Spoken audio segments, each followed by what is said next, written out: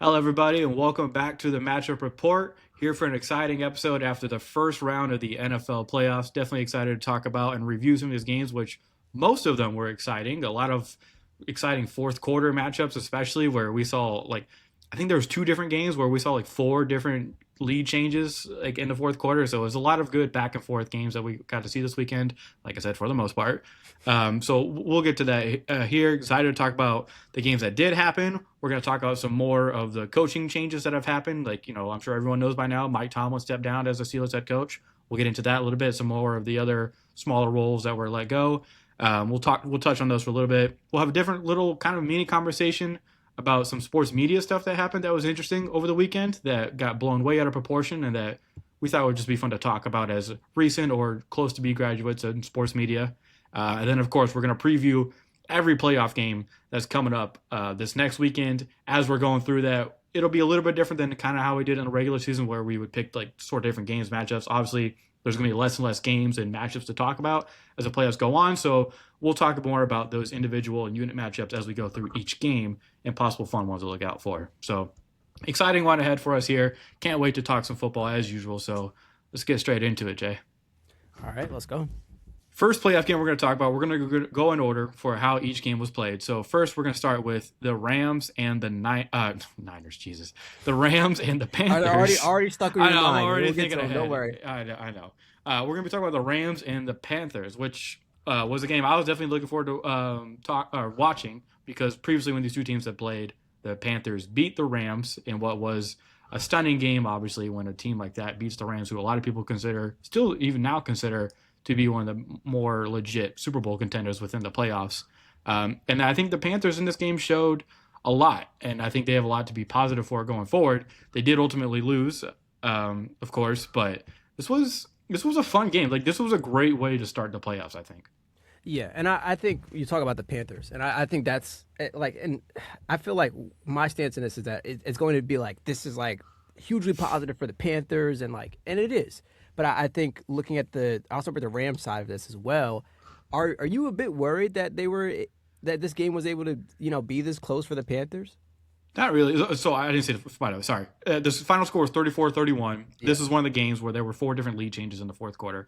I kind of came out of this game feeling the exact same way I felt about the Rams going into it, if that makes any sense. Like I still think they're one of the better Super Bowl contenders, but as we've talked about with all of these teams within the playoffs, they all have their own faults and things that you can go after.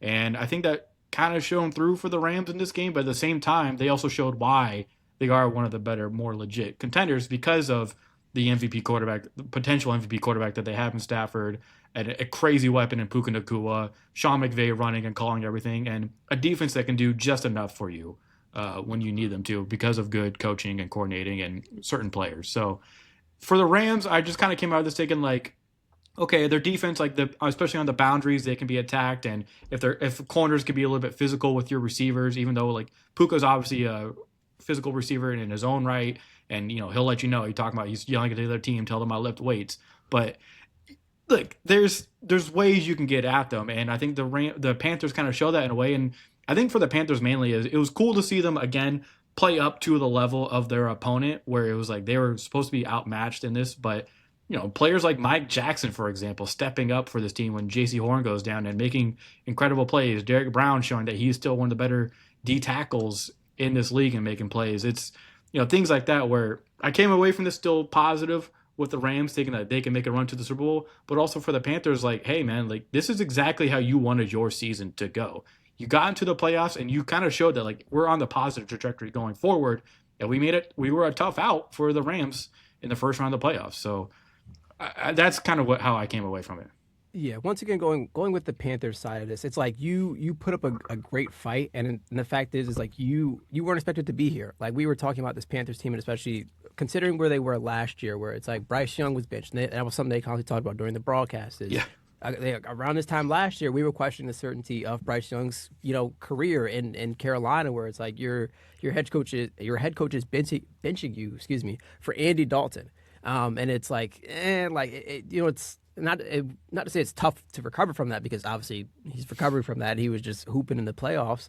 But it's one of those things where it's like, all right, like it's how do you respond to it? And I think Dave Canales, it was definitely a risky move to say the least. Like to say I'm benching 100%. our star quarterback and or projected stars very loosely, but I think he's turned into a star now. But at that time, a struggling quarterback for us, and we expect him to still be a part of our future. But we right now don't feel confident in the trajectory that he's at. Let's give him more time to watch behind a veteran, and we saw that worked for him. Obviously, that's not going to work for every player, and we're going to see that. We've seen that, and we're going to continue to see that. It just isn't, entirely sustainable to do that with certain players. Right. But for Bryce Young to go out there, read his stat line off: 21 for 40, 264 yards, a touchdown, and interception. Him, and the Panthers both looked really, really kind of shell shocked at the start of this game, and really the first half of this game, where it was like, all right, like you're trying to get your feet underneath you, and you're a young team who's like. You could tell it was like a lot of energy of like we're going out there, we've never been here before, like we're trying to like figure things all out. And then you have on the opposite end a very experienced Rams team who they're a couple years removed from a Super Bowl win, and you have Matthew Stafford who's playing at an all-time level in his career, and everything is going well for them, and you saw that in the first half.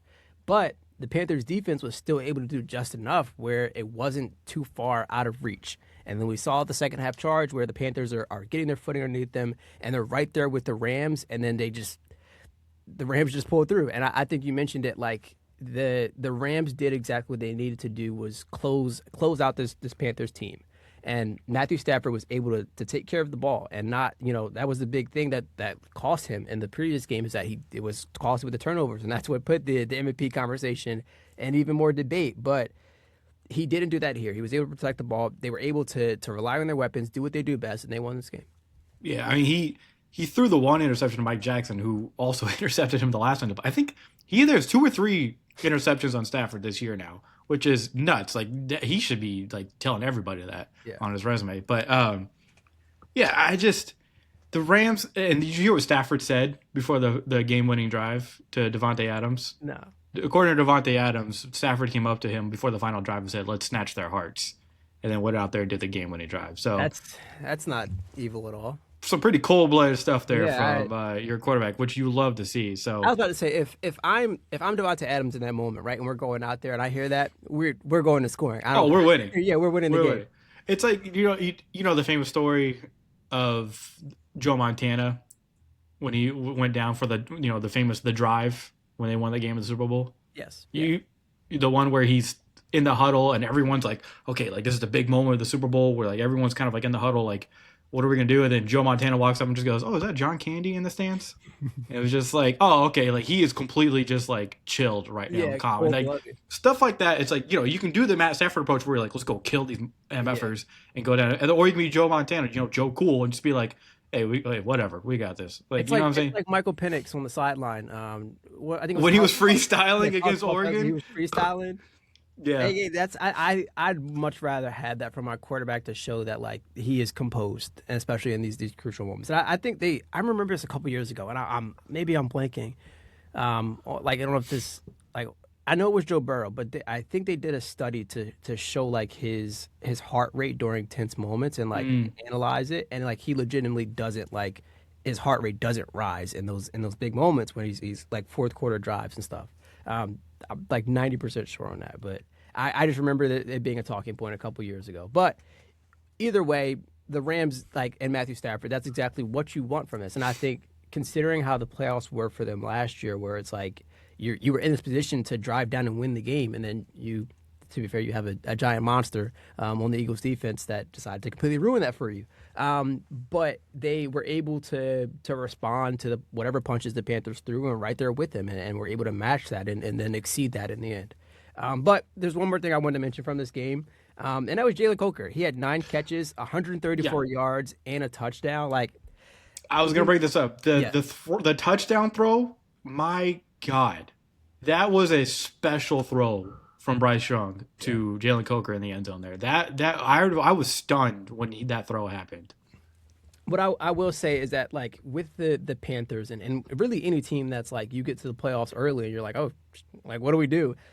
You want to see how these young players are able to rise in these moments, and they put a lot of emphasis on like trying to find T Mac, and when you have a Jalen Coker on the other end, a second year receiver who can be just as impactful, that's a promising sign because you're analyzing essentially like who do you want to be here when it comes time to be a competing consistent force in the NFC.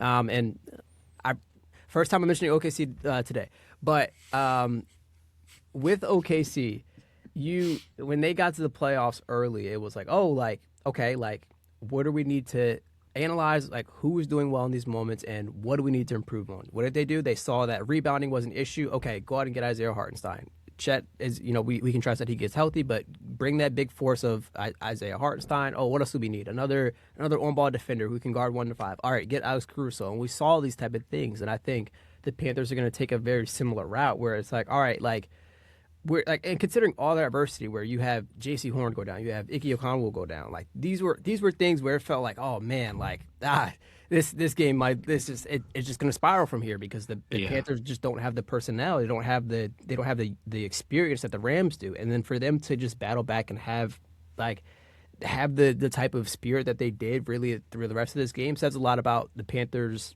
like team, but also the organization and the step that they are heading in. Yeah, the Iggy, oh man, that was such a big loss for them. Bryce Young was actually pressured the most out of every quarterback this last weekend.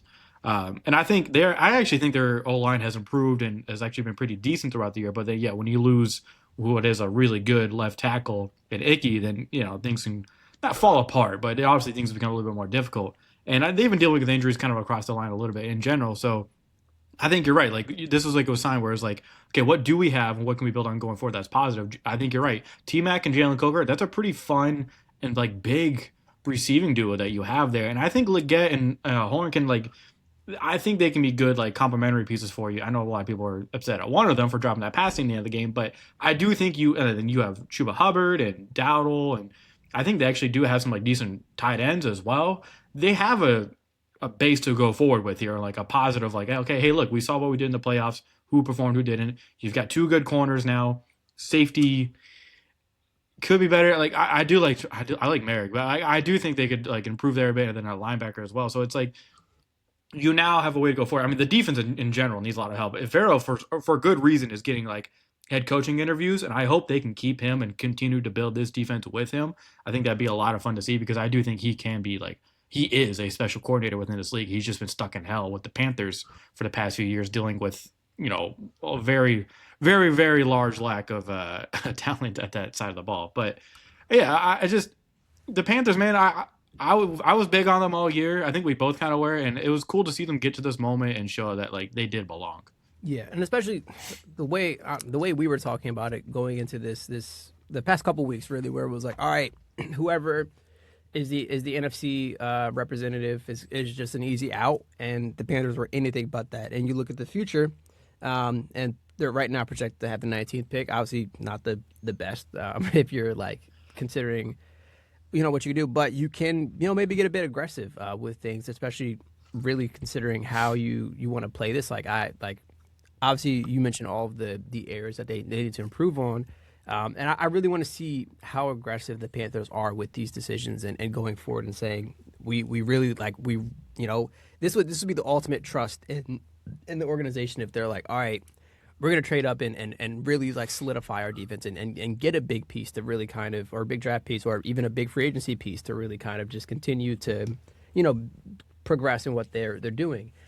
You mentioned Rico Dowdle, and I wanted to bring up some stuff that like very loosely kind of had happened. Like he was clapping back with some fans on social media because they were like criticizing him, and actually I think after the the second half of the season we really haven't seen the Rico Dowdle that we were seeing against like Dallas. But I know like one of the things that, and he had shared a graphic, and it was like a plot chart. It was like yards like achieved before reaching contact. Like how fast are you? Like how far down the field are you before getting like contacted? And he had like used that to like clap back at a fan.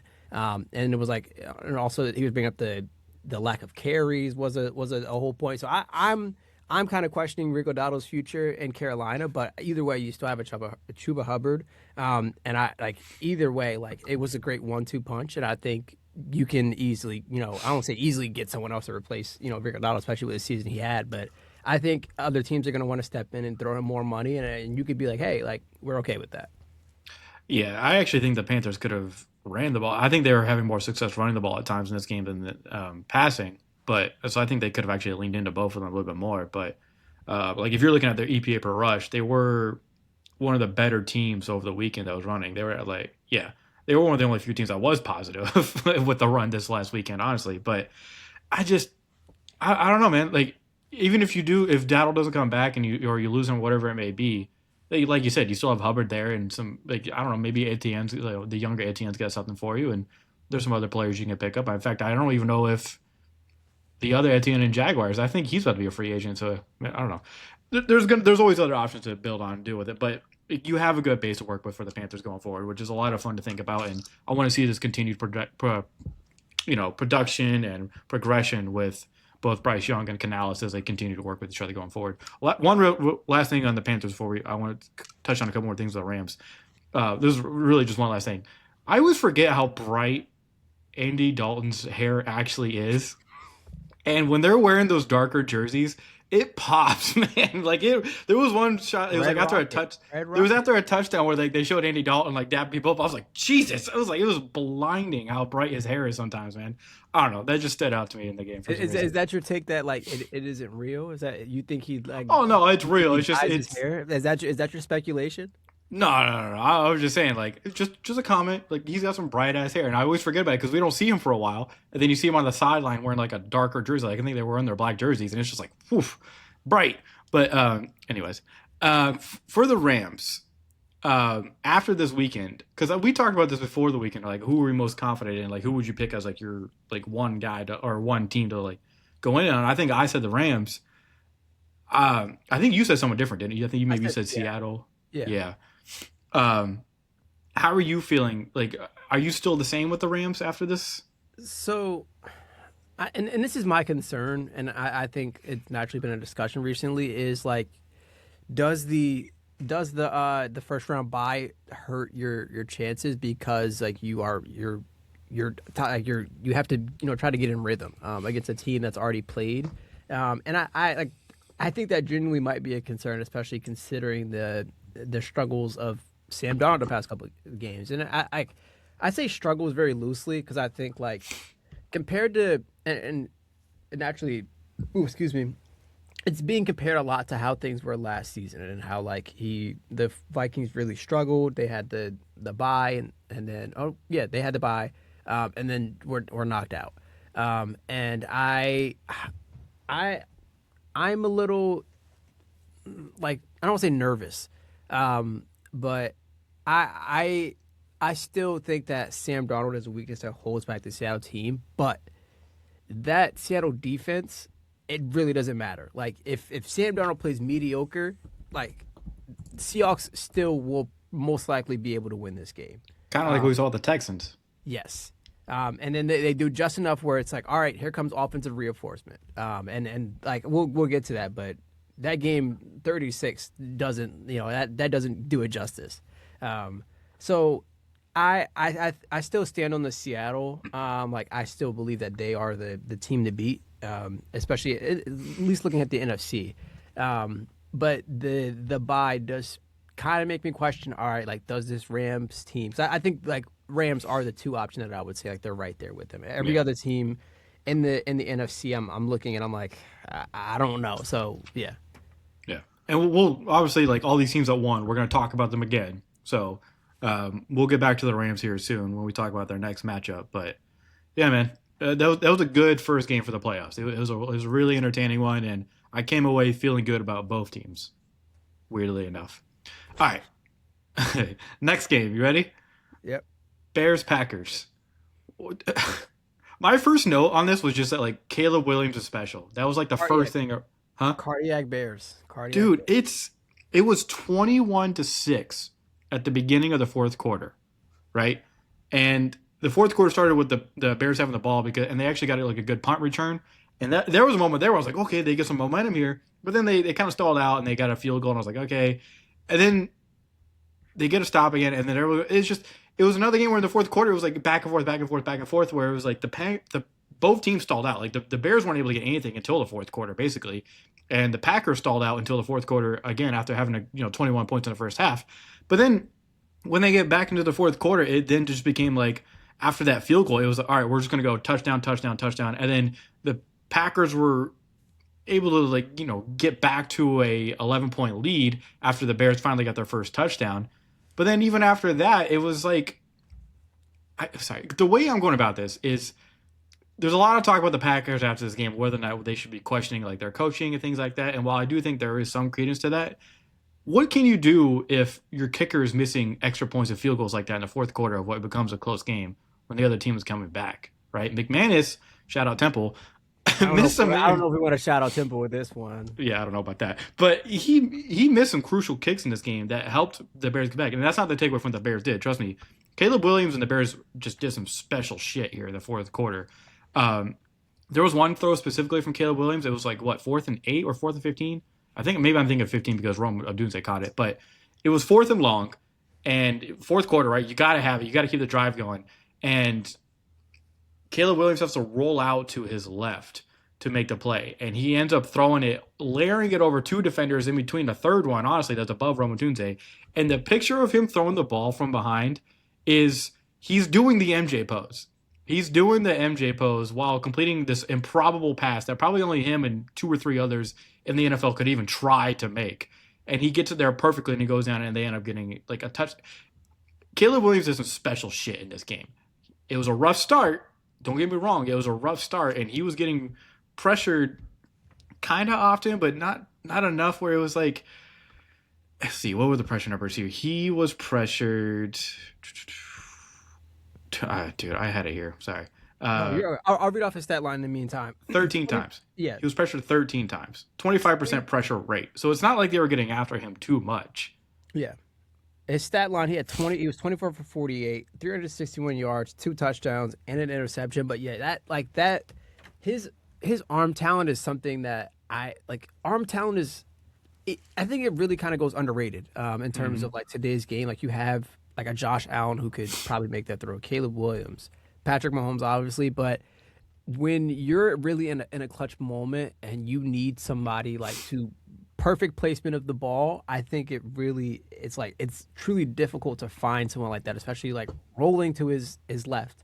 Yeah. To find somebody who can make that throw and continue the drive. And I think not only that, but have the composure to do that. Like there's one thing to say like, oh, you have the arm talent. Like Joe Milton's got an arm, but if I'm not putting him in the fourth quarter to like say, hey, go out there and ice this game for me, because I don't know if he's as composed as a Caleb Williams or has the experience in these moments where he can step up and do this. And it's great to say like experience in these moments. Like this is Caleb Williams' first time in the playoffs, but like the past couple of weeks, like the fact that he's been able to do this consistently, it says a lot about him. Yeah, and even just second half alone, like I said, like they weren't getting anything going in the first half, only 6 points. In the second half alone, Caleb he was 16 of 31, 283 yards, 2 touchdowns, and an interception. But that was just the second half. And most of that was in the fourth quarter, if we're being honest. And he was really good under pressure in this game.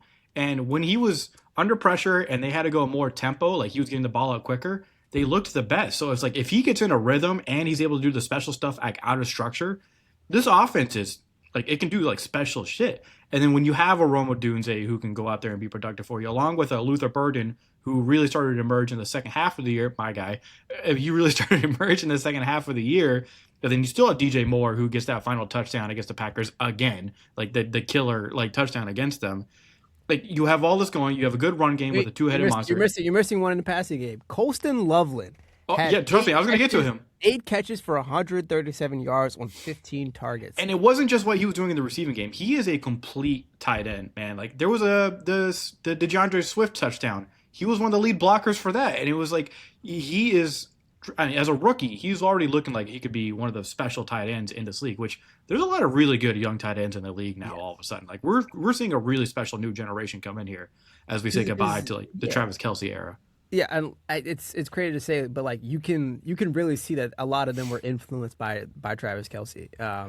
and I think Colston Loveland is definitely one of them. And I think last year when we did our WHIP draft show, and I was naturally taking notes on everybody, it was really the conversation between best tight end between came down to him and Tyler Warren. I still lean Tyler Warren even after this performance, but I think the one thing was like, oh, Tyler Warren's a bit more of a complete tight end, and Colston Loveland is really much of a receiving threat. Like he is like essentially another receiver for you.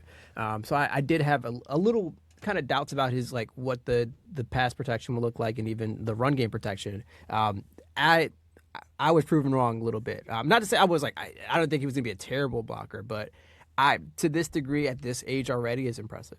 No, he's fantastic. But you have Ben Johnson pulling all the levers for this offense, and dude, he is clearly like juiced up for these games, and he made it very clear, and he even doubled down. He's like, I fucking hate the Packers, which is awesome, dude. A coach this fired up who buys into the rivalry, hates the other team. It's like the old days of Buddy Ryan going like, fuck the Cowboys, like things like that, and they're going back and forth like Well, I think the I think Sirianni still does that, but yes, but it just with shirts instead of we I get it. Yeah, whatever. yeah, You know, whatever. let's get over We'll talk about him later.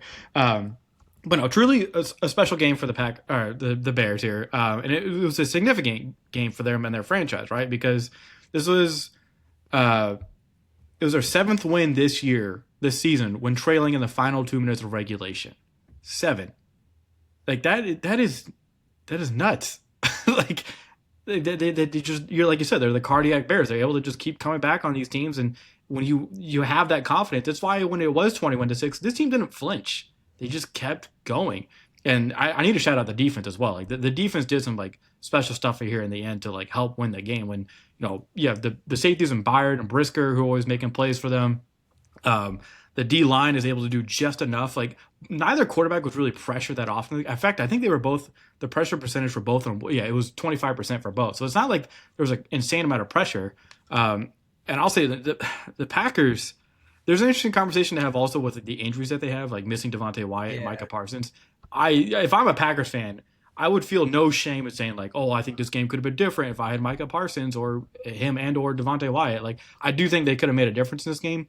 But either way, you have to give credit to the Bears for coming back and winning this game against a division rival, and with an insane amount of pressure from a quarterback in his second year who's never been there before, who continues to prove himself game after game after game. I mean, like I said, you're trailing 21-3 at halftime, and you outscore the other team 28-6 in the second half. Like that's, and by the way, like all but what 20, yeah, all but 3 of those points. No, all those points were in the fourth quarter. I mean, that's just nuts. Let me CQ that real quick. Yeah, it was an 18-point comeback for the Bears, which is the largest. 25 points in the fourth quarter. Insane. 25 points in the fourth quarter. It was the largest comeback in a playoff game in Bears franchise history also. And also, this was their first playoff win in 15 years. So monumental moment for Bears. Bears fans, Chicago is on, cloud 9 right now, and they should be. But now they get to go and play the Rams, which we'll talk about that later. But it makes for a really fun and interesting matchup going down the line. For the Packers, though, you get Matthew Golden, their first round pick, who didn't score a touchdown all regular season. He gets his first touchdown of the season in this, and it was a great play by him, like on his own. Like Herb Street, to his credit, like he called it out during the game. It was like there was great individual effort on Matthew Golden's part to get to the end zone the way he did. Romeo Doubs showed that he can still be a really good receiver. So it's like their offense was moving, it was doing decent. It's just I don't know. You miss the kicks. You allow the other team to get in there. Your defense starts to fall apart, and the feels like the Packers just kind of crumbled to the point where they have a chance at the very end of the game, but Jordan Love's just not able to get a snap correctly, and they're not able to actually get a playoff. Where I don't know, man. It's just now it's another season where there's going to be questions about Matt LaFleur and how he can handle these tight games. Yeah, the one thing I will say is, and you mentioned it, and I don't like making the injury excuse, but if there's one team, and everyone knew this, like, and this is why the number, that second seed was such a big deal was the fact that you'd get to play the Packers, and it was like they're limping into the playoffs. No Micah Parsons, no Monte Wyatt, no Tucker Kraft. Like it felt like Yeah. everything was going wrong for the Packers injury wise going into the playoffs. And it was like, all right, like if there's any team to look at and say we want to play them, it's the Packers. Like, yes, they still do have like a Jordan Love. They have these young receivers who are still trying to figure things out. Like this is the team to kind of pounce on. And the Bears, like very much being a division rival, knew that, and naturally they were able to take advantage of things in the second half and obviously mostly the fourth quarter. For the Packers, because we're kind of eulogizing a lot of these like teams that were eliminated. What Eulogizing is kind of hard, but I you I know get it. Yeah, well, it's because like we're gonna talk about the teams that won even more in the next matchup. So I'm just like just putting a bow on the Packers and their season in a way, like short form obviously, because we're gonna deep dive into a lot of these teams in the offseason. For the Packers, my kind of takeaway at the end of this was almost like I think you run it back. Like obviously there's changes you have to make every offseason, contracts and other players that you can add, some players leave, whatever it is. But I think, core wise, you have something to work with going forward. This is clearly a playoff team, a team that can contend. I'm still in on Jordan Love. I'm not out on him in any way. I do still think there's something there. He's dealt with injuries, but I think him and LaFleur can still, and all the pieces that they have around, right? You get Tucker Kraft back. You still have like that. I think your O line could improve a little bit, but the offense is still very good. And your defense, once you get healthier and you get some players back, I think can still also be very good. And we'll see what happens if they lose their coordinator and Jeff Hafley, because there's talks about him, interviewing for other jobs. But for me with the Packers, I'm not walking away. Like it's a disappointing end to your season, but yeah, you also have like, like, hey, like we dealt with a ton of shit throughout the season. There's other decisions that they could have made that would have been better, but I do think they shouldn't walk away from this saying like, oh crap, like we suck and now we don't know what our future is. Like I do still think the future is bright for the Packers. yeah. You look at this and say, like we're glad we made it to the playoffs because of everything adversity wise that happened to us. Yeah. All right, let's move to the next team, or the next game. Sorry, Bills and Well, okay, Jags. wait, time out. I just wanted one more thing, and you mentioned the missed field goals, and I think this is a crucial thing. We'll talk about it more with the Eagles game, but literally, you make a PAT, and the Packers' drive becomes much easier in that fourth quarter where they just need a field goal to tie up the game. Yeah, those missed kicks were crucial, like very crucial, by the end of the game. So, like I said, like as a Packers fan, you're just like, well, what else? Like we put ourselves in positions to win, and we just couldn't follow through in the end. But I do think there's not a reason to panic or make any drastic changes to this team. Yeah.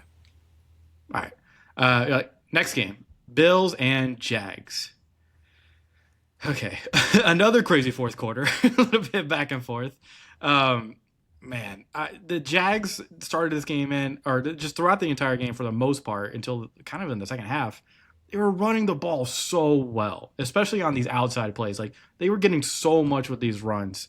Etienne was having a fantastic game. Trevor Lawrence was making some good throws. They were able to keep moving the ball down the field. And then it just kind of stalled, man. Like, I mean, credit to the Bills defense, but also the Jags just kind of went away from the run. And then it came down to the end where it was a chance for Trevor Lawrence to go down and be able to have a game-winning drive in the final 2 minutes there and end up throwing an interception to end it, which was kind of like a deflating moment for their season, it felt like, for what had been like a team that had garnered so much momentum and positivity going into the playoffs, where it's like, hey, like this could be one of the more complete and better teams to look at in the playoffs, just for them to kind of fall flat at the end of the game anyways. It sucks, but I'm I'm positive with this team. It was a great first year for Liam Cohen. Like I thought he did a fantastic job this year. I think Trevor Lawrence and even Etienne said this after the game. Like I think he grew this season and he looked a lot better. And Etienne's advice to him was just drop your ball some more and let him hang and have some more fun and play loose, which I kind of agree with. But at the same time, like I think there's a lot to build on and evolve with this team. And you get Jacoby Myers fully going into the next season after they extended him. BTJ can only improve, right? So, and Parker Washington was a revelation for them. There's a lot of positivity for the team. And the defense was fucking awesome, man. One of the better linebacker duos in the league with Oluokun, right? Like leading it. And then your corners, Greg Newsome wasn't as good as I thought he was going to be for them, which was unfortunate and almost kind of like a blessing that the Eagles didn't sign him, although he still might have been better than Adoree Jackson. But yeah, I don't know. This Jaguars team, sorry, let me talk about more of the game instead of just I'm going straight to eulogizing them. But they weren't able to protect Trevor Lawrence as much as you would have liked in this game. Like Greg Rousseau had a fantastic fucking game against them, um, and I just Josh Allen just had a game, man. Like he was able to run it in twice and throw another one, and people like Shakir and Brandon Cooks keeps popping up. Hey, man, Brandon Cook seems to be like a good guy where it's like we're going into the playoffs. Let me just get a receiver I know who's been here before. Brandon Cook seems to be a good option for a lot of these teams. He stepped up for them. The Jaguars actually did a good job of holding Cook to like it was like 60 something yards or something like Yeah, that when he was the leading rusher coming. 46 yards. Yeah, he was the leading rusher of the season of all teams coming into this, and the Bills have been a very good run team. Like that's been one of the things they could actually hang their hat on coming into the postseason, and that was almost virtually shut down by the Jaguars. But Josh Allen is able to just go superhero mode and basically kind of help win this game for them. Yeah, you talk about, and we talked about this a couple weeks ago, is that sometimes you want Josh Allen to be a little unconscious, and you want him to go out there and just have the free reign to do whatever. Like, and I know that's pretty like you're like, what do you mean by that? Like, and I mean like do whatever. Like, let Josh Allen just go out there and win the game for you, and do whatever it takes. Where he's doing the wonky running back stuff and whatever that is. Like, let him, take over your run game. Let him, try those deep shots, those throws that we were talking about with Caleb Williams. Like Josh Allen could just as easily make those as well. So these are all things that you want him to do, especially when it comes time to be there in these clutch moments. And that really was a difference. And I know, like, it feels like it was. I don't say this inning was kind of anticlimactic, but it's like, all right, like it's 27-24. Jaguars get the ball, chance to go down and score, and then on the very first play of the drive, and it was a great play by the DB to get in, tip it, and then I believe the safety came across and just or safety or linebacker came across and grabbed it out of the air, and it was like, dang, well that final drive was short lived, but it's one of those things where it's like it's a team that, like, yes, we criticize them a lot for folding in the AFC Championship game, but it's a team that has been here before. Like they know these type of things and are able to come through in the clutch. Yeah, and the player that made that game-winning like tip that ended up interception was Trey White, who was fucking amazing for them in this game. He had like a 2 or 3 play sequence at one point where he kept getting targeted, and every time they threw it at him, it seemed like he was making a play on it, either as a pass breakup or something that led to a turnover, and which is so cool to see, by the way. Like a guy who was like an elite corner for them at one point left and bounced around a few teams. Like I think it was the Ravens and the Rams he was a part of at some points. But for him to come back to this team that he was so good at before, and like no, he's finally healthier and he's not like he was before. But to see him making plays like this for this team is just like it's a really cool moment for him, and he was generally fantastic in this game. He had 32 cover snaps, was targeted on 4 of them, and recorded a season high 3 passes defense, including that game-winning play. And it was Cole Bishop who got the interception. That was all according to NGS. Like he was fantastic in this game. So players like that stepping up for you on defense when this is a team that struggled to find consistent corner play. But it's like you said, that's another experienced guy who's kind of been there before for them, stepping up and doing what you need to help win the game. Yeah. So yeah, I don't know what else to say, man. Like the game, I hate that the game ended the way it did for Trevor Lawrence, because I think a lot of people are going to see that and be like, oh well, yeah, that's Trevor Lawrence, of course. Like that narrative about him, he genuinely. Why are you expecting him in the clutch to win you games? He genuinely had a very good season, and I don't think this was exactly a bad game from him, but it wasn't his best game. But like I think there's a lot for the Jaguars to be happy, kind of like the Panthers, right? Where it's like I don't think anyone expects them to be as good as they were this regular season, or just the season in general. So I think they have a lot of positivity going forward. I think this is a team that can only improve in certain areas. They're going to have to figure out what they're doing at the running back position and maybe make a couple other adjustments on defense, and on the O-line. But I mean, that's any team really. But I don't know. I'm very up on this Jaguars team going into the next season right now. Yeah, I agree, and it's kind of similar to the Panthers, except the Jaguars are just better. Yeah. I think they're very much like you talk about running back teams, and they're a running back team. Running back team, like run like as in reload and go again next season. Like you didn't have a Travis Hunter for this, and he's only going to. You're hoping he takes that next step in year 2. These are all things that you can just build upon. Yeah. And especially with Liam Cohen as well. Like for to be his first year as at the helm as head coach, like it's impressive. Yeah, it's definitely impressive, and we'll talk a little bit more about him later. But yeah, it was a great game. It was the other game that had four fourth quarter lead changes this weekend. It was then with the Rams Panthers game. So just nuts like that. All these teams are just like just keep it close and we'll just go back and forth in fourth quarter. But it's very highly entertaining. It was cool to see two teams like this go back and forth like that. But yeah, now the Bills get to move on, and this was a team where like I said, the Bills hang their hat on the rushing attack a lot this regular season. Like you had James Cook who had over 1,600 yards on the season, and the Jaguars really showed that up. But the Jaguars were the number one run defense in the league coming into this. So if you're the Bills, you're thinking like, okay, we got past that. Like that was a good test for them. Now moving forward, let's see if we can get back to who we are more as a running team as well. Take less on the shoulders of Josh Allen. I think this team should feel very good about themselves going forward. That was like a big test for them, and they passed. Yeah. All right, before we move on to the next team, we're going to take a quick break, and then we'll come back and talk about the Niners and the Eagles, unfortunately. All right, and we're back, everybody. Welcome back. We just got done talking about the Bills and the Jags. Now we'll move on to the 49ers and Eagles, a game that we'll have a lot to say about. We'll try our best not to get too up or down with this, but Eagles lose 23-19 in Philly. This was their first home loss under the Hurts and Sirianni kind of era, where this was their first playoff loss at home. They were 5-0 before this game. And my initial thought with this game is kind of went how I thought it would go, if I'm being completely honest, right? Like this is an Eagles team that has struggled on offense all year, basically. They've relied too much on the defense to carry them and keep them in games where they can just kind of skate by, barely scoring any points. And while the defense has done a good job of doing that for a good portion of the season, there's only so much they can do when your offense is just 3-and-out, 3-and-out, 3-and-out, and not able to move the ball. This was a team that led the league in 3-and-outs throughout the league. And so, I mean, I don't know what switch we thought was going to flip or people thought was going to flip once they got to the postseason when things get tougher, but it definitely didn't happen. And again, this is a team that just fell flat, specifically on offense, and weren't able to get the job done. Yeah. Okay. This game, and you said it. It was very predictable. Just in the sense that the Eagles' offense is very predictable. And I think it was.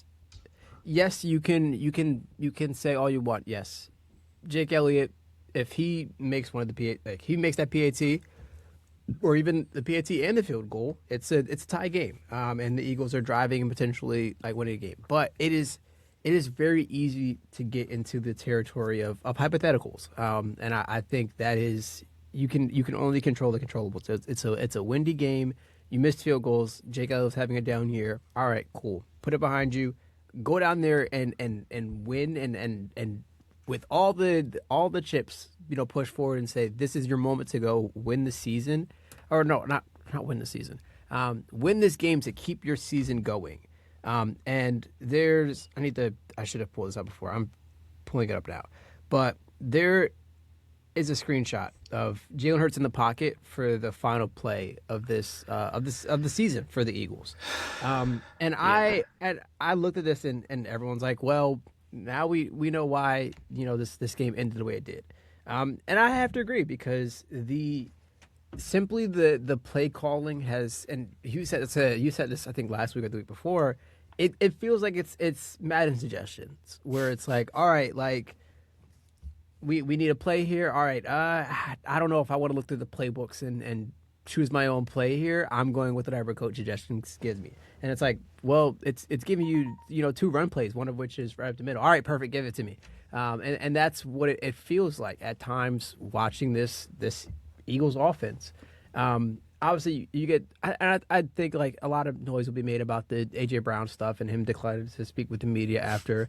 And look, after he was very vocal to the media about not getting targets and everything, he's had a really good season since then. And I think that's something that kind of goes under the radar where people are like, well, you and I saw a lot of people say, well, you cried all season, and then in the clutch you can't step up and secure balls in these big moments. And it's like, yes, he had a bad game. All of this, once again, they were in a chance. They were within a chance to win this game by the end of the game, despite all of the adversity that they had. And a lot of that credit goes to the Eagles defense, where it's like they did what they needed to do to win the game, or no, to at least give the offense an opportunity to win the game. And that's really what matters. But, oh, excuse me, when you're, well, my apologies, it just hit. When your offensive coordinator, this is the route that he's running for your, or the route concept that he creates for your final play of the season, essentially. It is disgusting. I'm trying to find another word to say. It's basically like a four vert, but the two inside guys are cutting in at some point, almost running into each other. It looks like, and then it's a typical Eagles play where like they have all that going on downfield, but then like a flat ride out for the running back. I think it was. Yes, problem. And I've seen a lot of people say, well, Jalen Hurts could potentially step up here to this right side and run. There's a spy right there ready for him. There's no way, and I think he had 11 yards to gain. There's no way if he takes this, you're assuming that this defender doesn't latch off and get there. These two incoming spies don't get there before. Like there's so much, and I mentioned hypotheticals. You can hypotheticalize this all you want. At the end of the day, this route concept and this play to end your season is just not good. No, but it was also the most predictable way for the season to end. And for a team for the season to end for a team that like on 4th and 11, right, that you have to make a play when all game, anytime they were in 2nd or 3rd and long, they were just handing the ball off up the middle or just, doing like scrimmage plays. Basically, it's just disappointing when you have a team with this much talent where on paper, if you were just look at this team's roster on paper, you would say they should be one of the top 3 teams in the league. But everything that happened on the field just never reflected that. And it's just extremely frustrating when, you have the talent that you have with AJ Brown, who, like, you can say what you want about him, but he was kind of right. Like, the team was just throwing Band-Aids on everything, and they weren't getting the job done. And, you have him, you have Devontae Smith, 2 1,000+ yard receivers who are extremely talented. You have Saquon Barkley, who I don't think has lost a step. I actually still think he's a very great running back. But the coaching is the main problem. And I don't want to, because we're going to talk about the coach stuff later, and so I'm not trying to get too much into it. But it is mostly coaching, but the O-line has regressed, and especially in games when you're watching like this, man. Cam Jurgens, I already didn't take the Pro Bowl seriously. We already talked about this, but him being a Pro Bowl center this year is just such a spit in the face of like other centers who did have good seasons, because he was awful this year, like straight awful. Like you can look up lowlights of him just being, I don't know, a traffic cone on the offensive line. It was terrible. Landon Dickerson straight up admitted, he's like, yeah, this was like my roughest season, been playing through injuries, and he's not even sure what his future is going to be, like how he recovers from this injury. But even if the very beginning of the year, when Landon Dickerson said that he was injured and that we weren't sure if he was going to play in the first game of the season, and we were debating then whether or not he should even play, even if we had no knowledge of all that, just by watching his film and watching him play football, you got to tell something was wrong. And it was all year, every single game he played, which wasn't all of them, but every single game he played, it didn't look good. Like the O-line regressed. Lane Johnson didn't play half the year. Tyler Steen wasn't what you wanted him to be. You definitely missed Mekhi Becton. So all of that on top, misses Eagles too, but all of that on top of bad coaching, and Jalen Hurts didn't exactly have his best game. Like he's very risk averse, but there are times where he is leaving a clean pocket and getting rid of half of the field and the routes that are available to him. And and AJ Brown is dropping balls, and and look, maybe this is a controversial take right now, but because of all the touchdowns that he had throughout the regular season and in this playoff game, Dallas Goedert was kind of a disappointment. I know he got a lot of touchdowns, but a lot of it was manufactured stuff that they did in the red zone, right? Like those shovel passes or the quick little ones to him or whatever it may be. The time where they got the most creative with the offense ever. Yeah, it was a great red zone offense. Like it really reminded me of like Andy Reid and like a lot of what we see with what they kind of draw up for Travis Kelce, especially when they get in the red zone. You start to see those shovel passes. But my problem with Dallas Goddard is he can't fucking block. And if this came through, there was such a full circle moment in this game. Remember when the playoff game between the Niners and the Eagles a few years ago, when everybody was hurt and CMC had to play quarterback and Brock Purdy got hurt because they put a tight end on, I think it was Hassan Reddick or one of our pass It was rushers, Hassan Reddick, yeah. and he killed Brock Purdy basically, and that's when he had to go out. The Eagles in this game had fucking tight ends trying to block their edge rushers, and then they ended up being successful, being able to get to Jalen Hurts, which they didn't get that much pressure on Hurts this game, which was another frustrating thing when you're watching this team go run, run, deep pass. Okay, now we're done. These 3 and outs where it's just they kept trying to run the ball to the middle, but anytime they were doing a passing play, Jalen Hurts had all the time in the world. He was not getting pressured in this game. And this was something you should have known. This was one of the worst teams on defense that the Eagles would have faced all season besides like the Cowboys, right? This was a bottom 3 defense in the league. This was, right, this is a good way to show it. The 49ers became the first team in the Super Bowl era to win a playoff game after having 20 or fewer sacks in the regular season. This team could not get pressure or sacks. Yet your game plan was to just keep running it up the fucking middle for whatever reason, right? It was terrible game planning, terrible scheme. Say all that to say that, like, but this is what we've seen all year. This was predictable. This is why we're saying, like, the end result of this, when Quinion got that second pick, which, by the way, Quinion was, besides the first drive of the game, where, you know, he was basically picked on for somehow to go down and let them score in the first drive of the game for the Niners, he was fantastic in this game. After that first drive, he was locked down. He got 2 interceptions because Brock Purdy kept testing him. And then it was Quinion covering, like, their backup tight end, and Tonjes, I think it is, right? And he was just getting picks and making plays. But even on the second interception, which gave the Eagles good field position and a chance to go up and, you know, potentially try and win this game, they fell flat. And it was like, in the moment it happened, in my mind as an Eagles fan, as someone who watches them like we do, there was zero confidence in me that they were going to go down and do anything positive, even with good field position. It's just your kicker is not good anymore. Your offense can't move the ball down the field. You like you said, you lead the league in 3 and outs. Your scheme, your game plan, all of it is terrible. Everyone's calling you out on it now. It's an embarrassment. And now it's led to your offensive coordinator being fired, and there are being questions about the head coach. On the other side of this, though, before we get too negative with it, yeah, we do have to praise the 49ers. Robert Saleh and Kyle Shanahan simply outcoached the Eagles. They are 2 elite coaches in this league, and Robert Saleh is a madman. For him to have this team, he has 2 guys who they had to sign off the street to come and play linebacker for them. And they had fantastic games. Like Eric Kendricks had an amazing game. The DBs are flying around. The D-line is doing the best they can. And it's just, they did enough to win this game because they outcoached the Eagles. Yeah. The 49ers coaches, despite all the injuries and trouble they've been going through, they're able to get the most out of the players that they have on the field. And that's been the story for them all season. Yep. And they've done a fantastic job. And it's why they get to do stuff that, you know, like we said, their defense can't get pressure, but they made plays when they had to.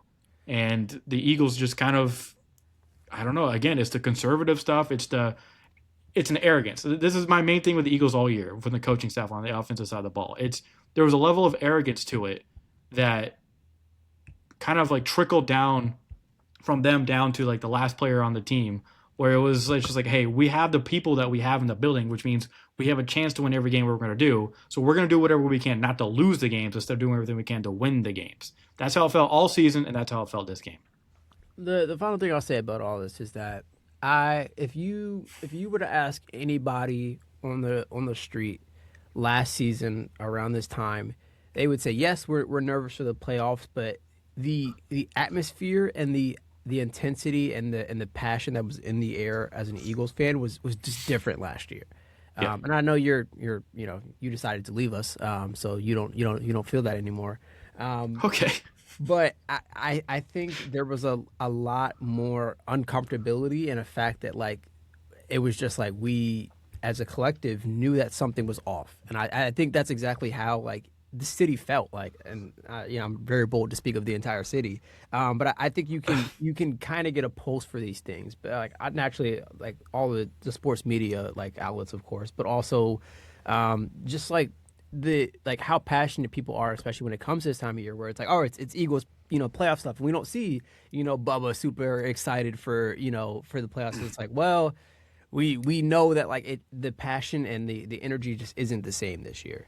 Yeah. And even despite that, like, okay, I'll say that the 49ers, it felt like they knew this, and they knew that like this was the time to like to be aggressive in the pounce. And I think the biggest thing, yes, like you can say all you want about personnel and all this. This was and I forgot who said it. I know it was one of the analysts following the game, and I'm blanking on it, but I'm like loosely quoting him because I saw the clip, but he was like, "This was a like tactical ass whooping," and I agree. Where it was like from a coaching standpoint, it was like, all right, like let me teach you something, and I think that's exactly how it felt in terms of like Sirianni being taught a lesson that like you can't play this game of all right, like we are here to get in the lead and then play not to lose, and it's unfortunate, but when you consider, right, they had two coin down interceptions and a forced fumble. Saquon had it. I think he was back to level that we saw in the playoffs. Smitty had a good game. Everything went well. That should have went well. Like you had these key moments where it's like, all right, let's take advantage of it, and then nothing followed through. It was like, all right, like But that's been the Eagles all season. yeah, They won the turnover battle, and they were better on the ground, like you said, in this game, winning time of possession at times. But again, the penalties creep up, and so does the lack of creativity and the ability to drive the ball down the field. yeah. So when you do everything right, where you're in your head, you have like goals in your mind, right? Like Nick Sirianni talks about team being disciplined and winning the turnover battle. Okay, well, you've been one of the most penalized teams all year, if not the most penalized offense all year throughout the season. Yeah, cool, you're winning some of these turnover battles, but it doesn't fucking matter if you're not able to score. Like, what are we talking about? Anytime a team scored 2 touchdowns on the Eagles, I was like, it's probably over. Like it's probably over because like the defense is as great as it is. There's only so much they can do. I mean, you're losing games to teams that scored 23 points or less at times. Like this game, they scored 23 points, and the moment the Niners got a lead, I was like, I don't know if we can even like get back at them because this whole team just plays so conservatively that anytime they have to push the ball and they need to like make a big play, it's like a goal ball to AJ or Devontae and hoping that Saquon can get a home run behind a shitty O line. So it's bad, man. It's It is. yeah.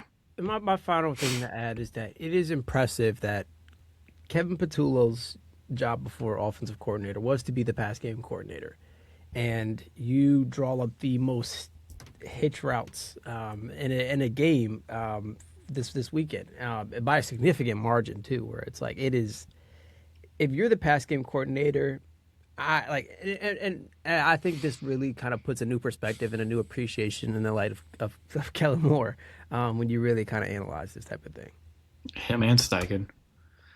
Yeah, and look, we'll talk more about the coaching thing later, but just final bow in this game, man. Brock Purdy, despite the turnovers, like he kept fighting, ended up getting the game-winning drive. So kudos to him. The trick play of Juwan Jennings to Christian McCaffrey was fantastic. Blankenship, my cousin, I don't know what the hell he was doing on that play. He was completely undisciplined on that and did exactly what you're not supposed to do as the safety in that position. And he left the guy behind him. Christian McCaffrey, by the way, the best player on the field that like right for that entire team. He's the best player that they have on their entire roster, and the safety forgot about him and let him get behind him. I don't care what is happening in front of you. You have to keep that guy in your eyesight and not let him get behind you. And Blankenship let it happen.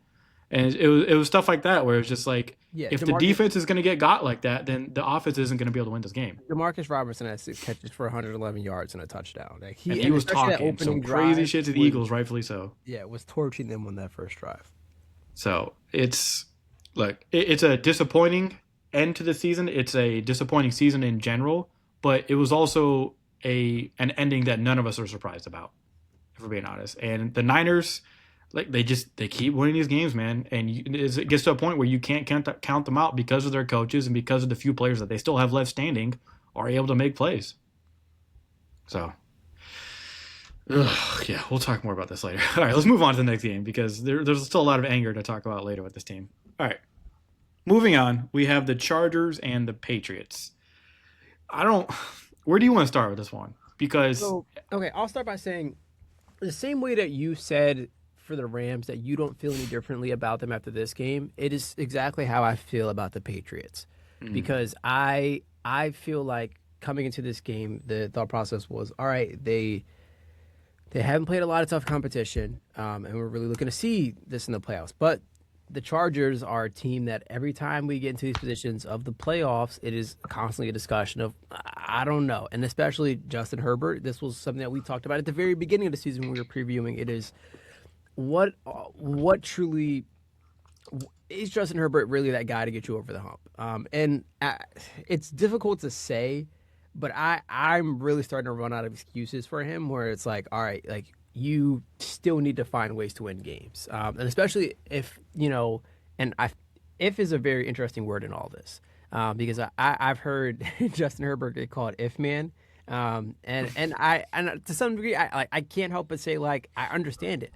Like I understand all of the constant like little things where it's like, well, if his offensive line was better, well, if he had a better receiving core, and it's like, look at Josh Allen, look at his receiving core, and yes, the offensive line is much better than Chargers. The Chargers allowed 6 sacks on Herbert this game, Well, but some of that's also on Herbert's yes, shoulders, but and I agree, and this is what I'm saying is that we too often look for excuses for certain players, and I think Herbert is one of those people where it's like people are starting to say like we need to see results. And I'm not saying like the Chargers should like go out and look for new quarterbacks, but I do think like every season that goes on, you start to more and more doubt starts to creep in your head.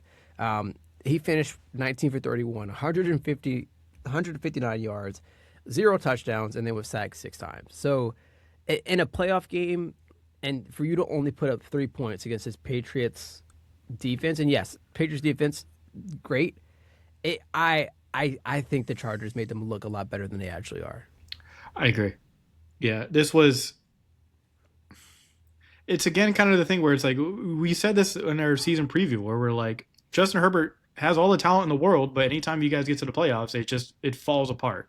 And like we knew what the deal was coming to this game with the injuries that they had in the O line, at the tackles, and everything like that. So the Patriots were going to be able to get pressure this game. That was going to be a fact.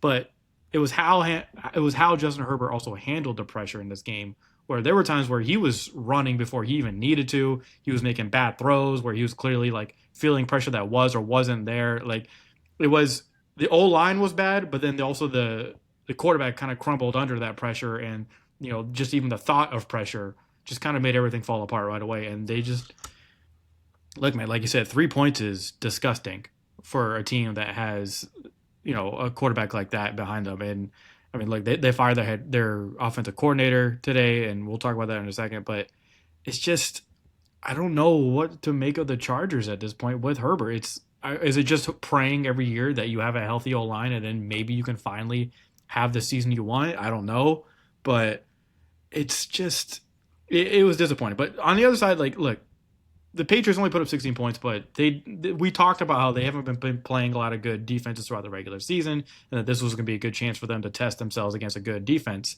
And while the first half wasn't great, the second half they came through. Like they made the plays that they had to make, and Drake May had a good game, I think. He's the first player in Patriots franchise history. Which anytime you say that, immediately you're like, okay, he did something that Brady didn't do. He was first to record 250 plus passing yards and 50 plus rushing yards in a playoff game during their preseason debut or their postseason debut. So debut, but also at the same time, like I don't think Brady was rushing for 50 plus yards a lot in games. And Yeah, I yeah, even in his young days, if I was seeing Brady run, he wasn't getting far. yeah, and he was really good. This man, like he had a bad pick, but he was efficient down the field, especially man. Like he was able to really get some stuff like down the field, like 10 plus yards down the field. So, and against the blitz as well, he was like 6 of 9 against the blitz. So even when he was getting pressure, he came through and made the right play. So, like this is why he was considered for MVP, like for the MVP, right? And we still don't know what the results of that are going to be, but it's it's nice to see that even against a really good defense that they were able to come through and make the correct plays. Now, granted, it helps when the other team's offense is disintegrating in front of you, but like the Patriots played who was in front of them, and again they won. On the defensive side for the Patriots, Christian Gonzalez, before he got hurt, even like he was sick. Like he was so good in this game. He was locking people up. Quentin Johnson wasn't able to get really anything on him. Milton Williams and Caleb Von Chason both had a good game. Milton Williams, shout out to him, man. glad to see him still getting some production. But they were both able to get like 2 sacks each in this, so which, like I said, we were kind of expected with the Chargers and the injuries that they've had. But I mean, just a good overall game by the Patriots and Mike Vrabel and his team. I will say with the Chargers, when's the last time you heard? Uh, when's the last time you heard Lad McConkey's name? Um, it has been a minute. It feels like they just stopped going to him for whatever reason, which I don't think is on Lad particularly. Like I still think he's a really good slot receiver. We saw him do his rookie year, but it feels like they just stopped using him as much. And but he was like their best weapon. It felt like on the receiving end at least. So I don't know what happened there with him. Like he just wasn't used as much. It's just I don't know, man. The Chargers, they've got a lot of soul searching to do this offseason. And okay, turning back to the Patriots side of this, I still am very firmly going to stand on the point that it's like, yes, it was a win, but I think you would have wanted a better win considering all the circumstances and considering this Chargers team. And look, I'm not saying that like I think the they're I'll save it for later, my prediction for for this week. But I'll say that I think the Patriots, like they showed that yes, like they are a good team. There's the weaknesses are there, and you can say the same thing about the Rams, like in this, and even the 49ers, and hell, even the Bears. Like Bills too. Every team that won still has weaknesses, and I think I clearly saw those for the Patriots, and I think this was a game to really kind of show that those weren't an issue, and they didn't. Yeah, it's just the Chargers' second worst offense throughout this weekend. I mean, the Steelers only had a rougher time than they did, which we're going to talk about that in a second. But you couldn't get anything going on the ground for the most part. I mean, you only had like, 87 yards in this, 120 yards in the air. Dude, it just, I don't know, man. I don't know. Harbaugh's got some, I mean, obviously they're going to be looking for a new offensive coordinator now that they fired Greg Roman, but they got to figure something out there because, like I said, we have said we think Justin Herbert is a very extremely talented quarterback, but there's just anytime they get to the playoffs, it's like, well, what happens? Yeah. And so far, every time he's been in the playoffs, it hasn't happened. Someone made a joke. They're like, why can't these really good quarterbacks of this generation like win some games? I was like, well, not everybody can be Peyton Manning and Tom Brady in their generation, right? You still have to have your Phillip Rivers out there, right? Which an apt comparison for a guy who's on the Chargers, but like sometimes some teams just have amazing quarterbacks and you're not able to cross the finish line. Like, look at Dan Marino, right? And now obviously he's got a lot of career ahead of him, and I think he could have a lot of success down the road. But it's just it proves time and time again like how tough this league is, man. I mean, look at the Eagles. Like, look how hard it is to repeat and go back. It's just even when you have all the talent in the world, sometimes it's just not your year. And for the Chargers, it hasn't been their year for a while. This is 4 straight playoff losses that they have now. It's yeah, I don't know, man. That was 3 points is crazy, man. I didn't think they were gonna win, but I thought they would at least make it a little bit closer than that. Yeah. I don't know. But disappointing again for them as well. But I would still say they who's worst feeling for which fan base came out of this weekend feeling the worst? Eagles or Chargers? Okay, I'll say the Chargers solely because I feel like Eagles fans, we knew what was going to happen. The Chargers fans not know? I mean, yeah, you know what? You're right. I do know some Chargers fans, and they were actually still pretty alive. I think you can go in with some hope, saying like this Patriots team isn't, their record is kind of inflated a lot by the easy schedule. And I was really like, for most of the season, I've been like, no, I don't think it's an issue. Like you play who's in front of you, and yes, you still do play who's in front of you, but I think more and more as the season has gone on, I've been like, I really don't know. Yes, you still do have Drake May who's playing at MVP level, so I think that really kind of like will get you through these slog of the games, especially in the first half where you're struggling. But I still think you need to see a complete collective effort. Yeah.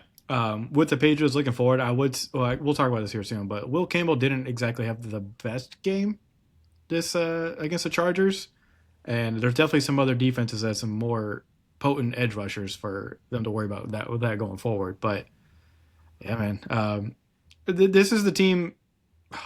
Yeah, we'll talk about that in the preview. I'm getting ahead of myself, but yeah, Chargers season ends in a disappointing fashion. But yeah, I think you're right. I agree with you. Maybe it is Chargers fans that feel worse after this because I think they had more positivity going into the game than Yeah. Eagles fans would have. You could say like Justin Herbert had a lot to prove, and you were expecting him to live up to that, and that just wasn't the case. Hmm. All right, moving on. Let's go to the Texans and the Steelers game. What ended up being a very entertaining second half again. What was it, like 7-6 at the end of the first half? And that, dude, look, my obviously I think mine and everyone else's biggest takeaway from this game is that this Texans defense is generational. They scored half of the Texans touchdowns this game. You had a pick six from Bullock, which was just nuts. Like that defense is filled with superstars. And then you had the Sheldon Rankins fumble recovery for a touchdown off of a strip sack of Aaron Rodgers, which, good God, anytime you see a big man like that running to the end zone, it just gives me such a happy feeling in my soul. It really does. I mean, to me, I've always said this. I think that pick six is the most beautiful play in sports. Like it's top three for me. But seeing a big man touchdown is just it makes everybody happy, unless you're the team that's getting scored against. But like everybody else in the world is happy to see that happen. I feel like, but yeah, going back to the like this defense is incredibly special. You got what you expected to get out of Will Anderson Jr. and Daniil Hunter, where they get Will Anderson gets 8 pressures and Daniil Hunter gets 7. You get a sack and a half between the two of them. They stepped up and did exactly what they needed to. This defense is awesome, by the way, because they're not doing anything like schematically that you're like, holy crap, they're just confusing everybody, right? Like a lot of people will do the compare and contrast between them and the other elite defense in the league with the Seahawks, where it's like the Seahawks do some crazy shit where it's like post and pre snap or pre and post snap, you're like, wait, what the hell is happening right now? Like you have to like think about it, and there's a lot more to like going on. With the Texans, it's just like, hey, we're gonna do basically the same thing, and our players are just better than yours. They're more aggressive. They're gonna fly to the ball, and they kind of hate you, and they're gonna hit you as hard as they can. Crazy. And it's just like D'Amico Ryans again and again and again puts together these elite defenses that seem to just love and fight for him till the very end, man. It's highly impressive to see. But on the other side of the ball, this was a bad game for CJ Stroud.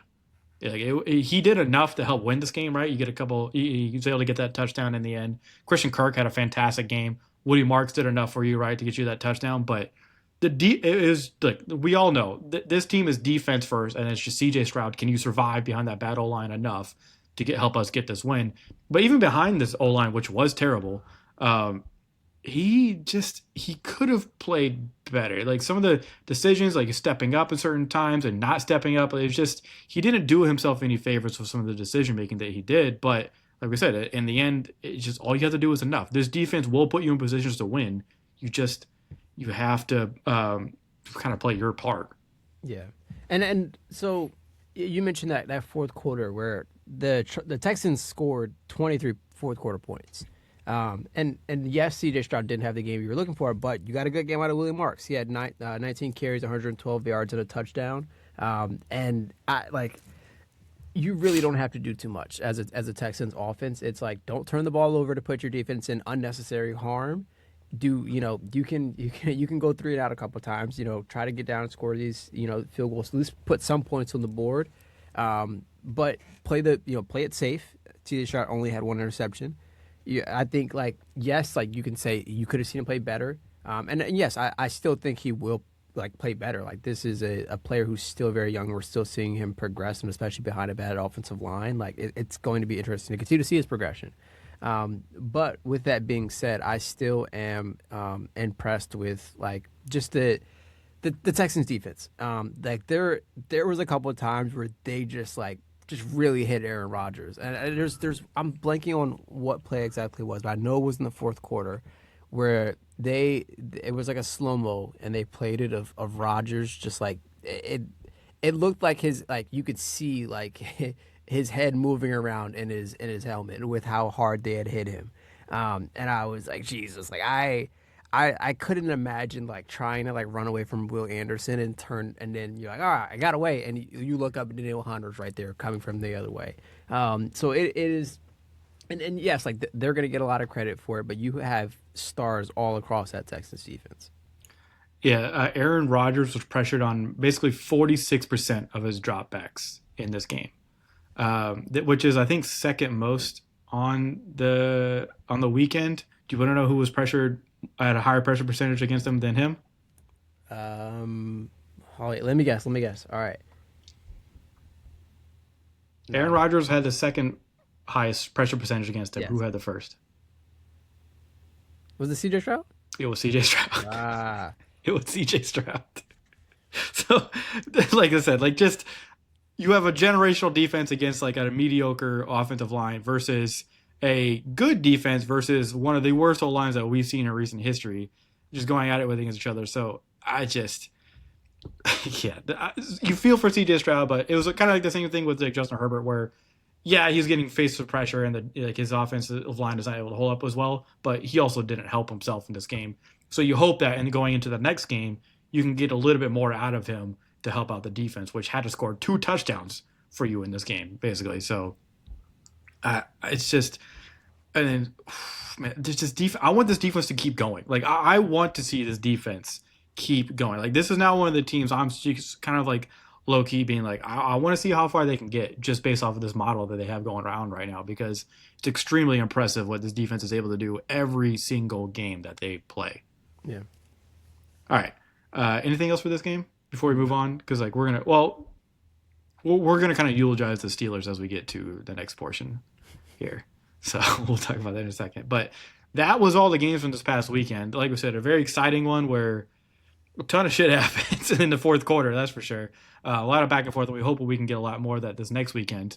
And then for us, of course, it's a lot of just we can just relax and watch some football. Yeah, I We don't feel have at to. peace, like genuinely, Yeah, just knowing that, like, and I think this was like everyone was upset about it, and there's a couple of there was a golf spot here in Philly who like I guess you can reserve virtual golf rooms, and they started five doing it. iron.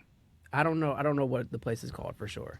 But I know there was a social media thing that got around of them putting up Kevin Patullo's face up on the thing, and you could like take golf shots at it. And I was like, you know what, like I understand it. It's better Better than than egging his egg in his house. house. Yes, exactly. So eh, do what you need to, Philly. But I was like, okay, that's unfortunate. I went and got a drink, and I was happy with my night. So Oh, you participated.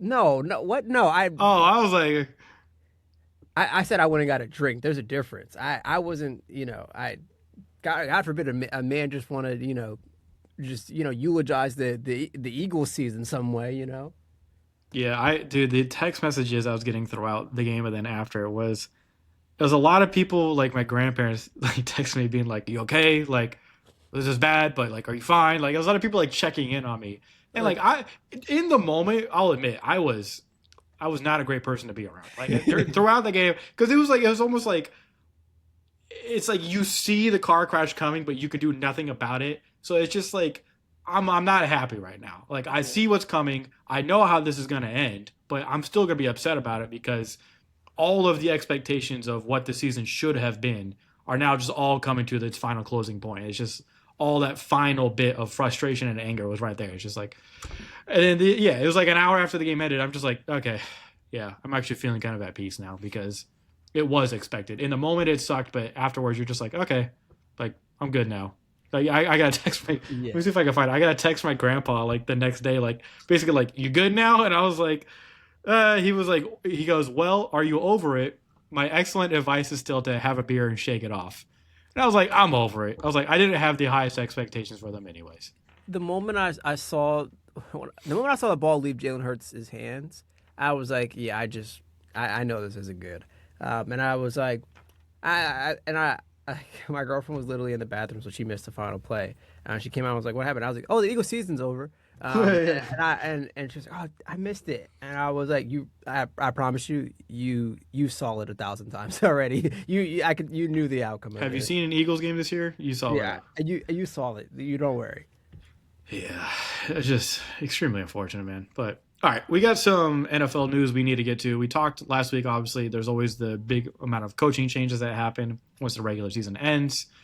We touched on all the ones that had happened at that point, but some more has happened since then. So we'll start with Mike McDaniel, the former now Dolphins head coach, who at the time of recording last week was still in the head coaching position for the Dolphins, and after they had let go of their GM.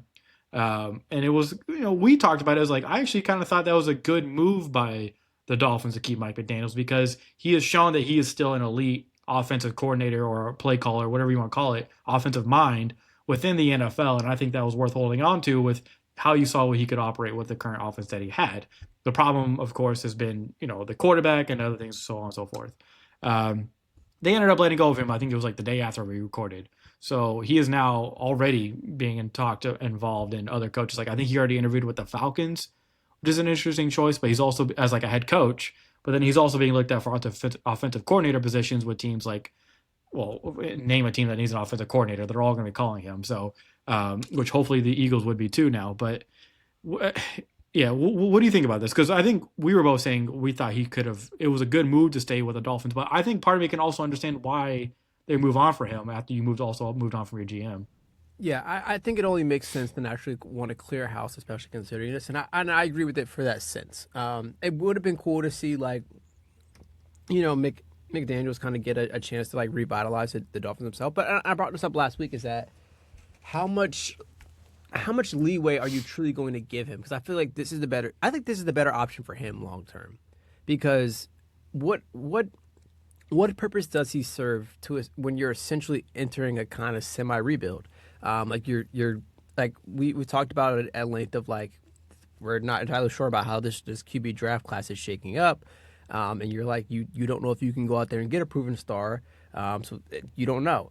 And then you look at the free agency and it's like, well, like. Do you want to bring in a Justin Fields and say, hey, take over our offense and lead us? Like there's a lot of uncertainty, and I think if he wasn't like if he was to be still the Dolphins head coach, I think it'd be wasting his potential and his creative mind to actually put it to work somewhere where it is going to be used for good. And can you tell me where you think that might be?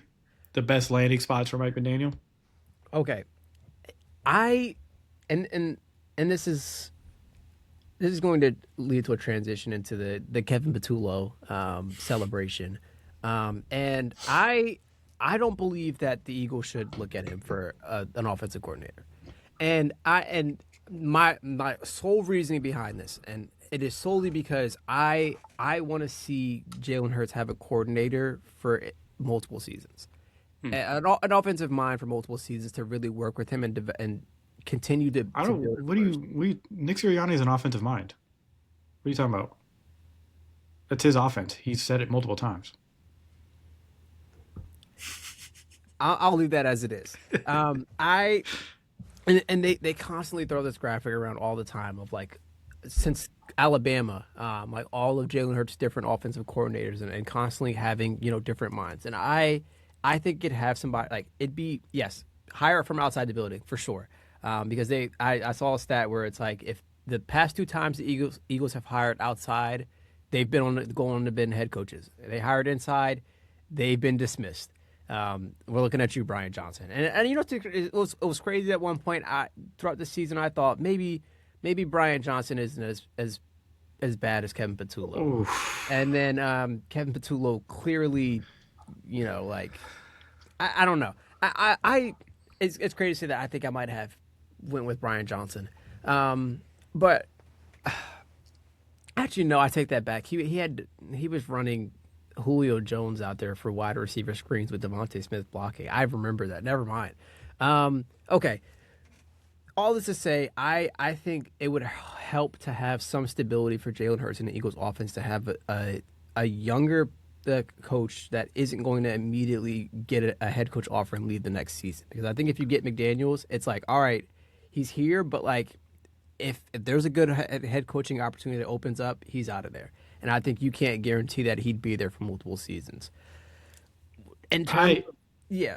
So from there, in terms of like actual destination spots, like I think it as an offensive coordinator, and you're looking and saying like, where would you want to go? The Lions makes the most sense in terms of like having all these weapons, having all these opportunities, and you're like, well, like you're giving everything to the keys to the city there, and like you have Jameer Gibbs, you have David Montgomery, you have a Jamison Williams and Amon Ra. Like that's everything you could want in terms of an offensive coordinator mind. But I think you want to open the same discussion. And it's like he's going to do well with those options and a Dan Campbell aggressiveness, where it's like you have the speed that especially like McDaniels likes in this offense, and we saw that in Miami. Like that's he has all those options, especially with the Jameer Gibbs and Amon Ra and Jamison Williams. Like that is, it's dangerous. In terms of head coaching, that's where it really gets interesting because I naturally there's a lot of like I don't think any of the AFC North teams are an option for him. You don't think the Ravens? Potentially, but I like had a weird thought about this. if there's one, I could see the Ravens just because like you have Lamar Jackson and you can build upon And Derrick that. Henry Derrick Henry, yeah. in Mike McDaniel's hands. There's a lot you could do with that. Okay, you've convinced me just based off of this. Initially, because my first thought was like the Browns, and as things stand now, Zach Taylor is the lone coach left, head coach left in the AFC North, which That's because the Bengals are an inept organization. yeah, I don't know. It would be really funny now if they were like, well, everyone else is firing their head coach. We didn't know we could fire ours. And then, like, went through, like, okay, get them out of here. Yeah, because my thought was like the Browns, but I was like, no, there's no shot. Like, the Browns' job is truly like it's a lot. And that is a very, like, as I'm saying that, I realize that's an understatement because you truly have a lot to do not only as a coach and a tactical mind of fixing this team, but as a like spokesperson and like trying to put this team back in good public faith. And I'm not going to sit here and speculate about his personality and everything, but I just don't think McDaniels is the guy for that. Like I think he's a great offensive mind and a great like tactical like X's and O's type of coach. I don't think you can say, "Hey, fix the Browns." It just doesn't feel like it's No. And like yes, like you could bring any head coach out of retirement and say, "Hey, try and fix the Browns," and it probably wouldn't even go well. But it feels like that job is just haunted. 100%. Yeah, I had a weird thought with him where I was like, if he goes to the Ravens, wouldn't it be funny if they hired him and they also brought back Anthony Weaver to be their defensive coordinator? Like just basically just bring in the Dolphins coaching staff. Would be pretty funny. But like Anthony Weaver was genuinely like he was a good defensive coordinator with the Dolphins the past couple of years. Like he was doing a great job with them despite the lack of like players that they had. But like he was doing a good job there. And then Mike McDaniels, like you said, like obviously I'm high on him. So it'd be really funny if they were just like, hey, Anthony Weaver, we know you used to be our assistant coach and we kind of looked over you for Zach Orr, but what if we bring you back with your current head coach that you were just with and you guys just do what you're doing here, but with better talent and more support? Like, that was like, I don't know. That was just a thought I had. But yeah, I thought, I agree with you. Like, offensive coordinator, as a coordinator, I would say probably Lions. I don't also mind the Chargers for him. If you really want to bring in somebody who can just focus on being offensive, right? Because, John Harbaugh's going to do, or I always mixed him up with it. Harbaugh's going to do what he's going to do with them, with the Chargers. Defense, we'll see what happens with their coordinator there. But you bring in Mike McDaniel to work with Justin Herbert, I think that could help out a lot. We know they like to run the ball, and McDaniel showed this last season that he can adjust and put together a pretty good running offense. But then we also seen what he was able to do with the passing game. You put an elite quarterback like that, who has all the talent that Justin Herbert has, in the hands of someone like Mike McDaniels, who to a team that clearly needs a different infusion and of thought process basically with their offense. I think he could be a good fit for them. Plus, Mike McDaniel in LA would be pretty funny. Yeah, that would be definitively. And I think him, Herbert, and Harbaugh, like for some reason, I just feel like that could be a good match. In my mind, I feel like naturally it is a demotion, technically speaking, from a head coach to an offensive coordinator, but it feels like it genuinely is a demotion for him to go back to an offensive coordinator role. Sometimes you gotta, right? Sometimes you gotta. Especially if there's not a position like head coaching wise that you feel like you would want to do this year. And that's what I think. Like that's what makes the the off like that's where I could most likely see him being an offensive coordinator again, where it's like it's the Ben Johnson thing, where it's like Ben Johnson 2 years ago had plenty of opportunities to say, well, choose your pick of teams. You look around and you say, I'm good. I'll hold off. You see the Bears, they have Caleb Williams. Shit, I'm in. Give me the team. And I think that's why the Bears are in the position they are, because they have a passionate coach who said, hey, I like the talent that's going here. I like the weapons that you have, and I can take it to the next level. And if he doesn't want to do that, then hey, that's good on him to say, I'm good. You can write me a blank check. I'm not going to Cleveland, which I think most people would say anyway. So Yeah. I do think a sneaky one, though, could also be the Titans. Like, maybe he just sees enough with Cam yeah, Ward where he's like, I want to work with that and build that with him. I just think he's not going to be given a lot there. But like okay, like and I mean especially receiving core wise, that's where I look at it and I say like and even the entirety of the offense besides Cam Ward. Okay, I'll say this, the Titans' O line got better as the season went along. I Yeah, think you and I are both very high on Cam Ward, and I think a lot of people around the league are in general. If you look at his tape, um, and like obviously the defense was hit or miss, but like it's not like they're just they're inept. Like they're not lacking talent. Like they have some pieces, and I think if you're going to be a head coach of one of these teams, like if there's almost, I feel like there's also like maybe this is just me, but there's always like an ego part of it to it where it's like if you're Mike McDaniel, you just had to work with Tua and all the stuff that happened there with that. So maybe it would be better to go work with a quarterback who's more established and more well known as like a talent. But also with Cam Ward, I think we can all like I said, everyone's pretty high on him. And if Mike McDaniel saw that, and was like, you know what? Why don't I just build with him now, a quarterback I can work more with than what I had with Tua? I don't know, maybe you could get something there with it, but yeah. I don't know. I just think that could be a fun one. Like, I just really want to see a great offensive mind work with Cam Ward, and I think that could be one of them. All right, the other coaching changes. We already kind of talked about it. The Chargers fired Tom Monken, their offensive coordinator, longtime friend of the Harbaughs in general. But where do you think they should be looking for a different offensive coordinator? Okay. I I'm interested to see because I don't have a direct answer, but I do think I was going to say that I think it should be a QB, like someone who's had previous experience working with quarterbacks. But that's Um, supposed to be Harbaugh too. Like that's supposed yeah, to be his and thing. that's where my head is at with that. Is that well, you already kind of have that in a Harbaugh who like take it back to Michigan is probably the reason JJ McCarthy got drafted, and especially as high as he was. So and that's what makes me question it. And at the same time, I know like we were just harping on the fact that yes, like Justin Herbert needs to actually deliver in these moments, but like you, a lot of the failure of the Chargers, playoffs doesn't fall like yes, it falls on him, but there's a lot of other like pieces to this where yes, it is still the offensive line. Yes, your receiving core still really isn't that impressive. Like yes, you have Quentin Johnson take a big step this year. Besides him, and you have an old Keenan Allen out there. You're not using Lad McConkey well. Like maybe it is someone who not maybe a QB centric coach, but a passing game coordinator coach. Hmm. Yeah, I like that because Harbaugh, especially like he likes to run the ball. So maybe Yes. you meld that with somebody else. I like it. All right, I want to talk about one of the obviously the biggest coaching change that we saw today. Basically, we'll talk about it here in a second because I do want to get to the playoff games for this weekend. So Yeah.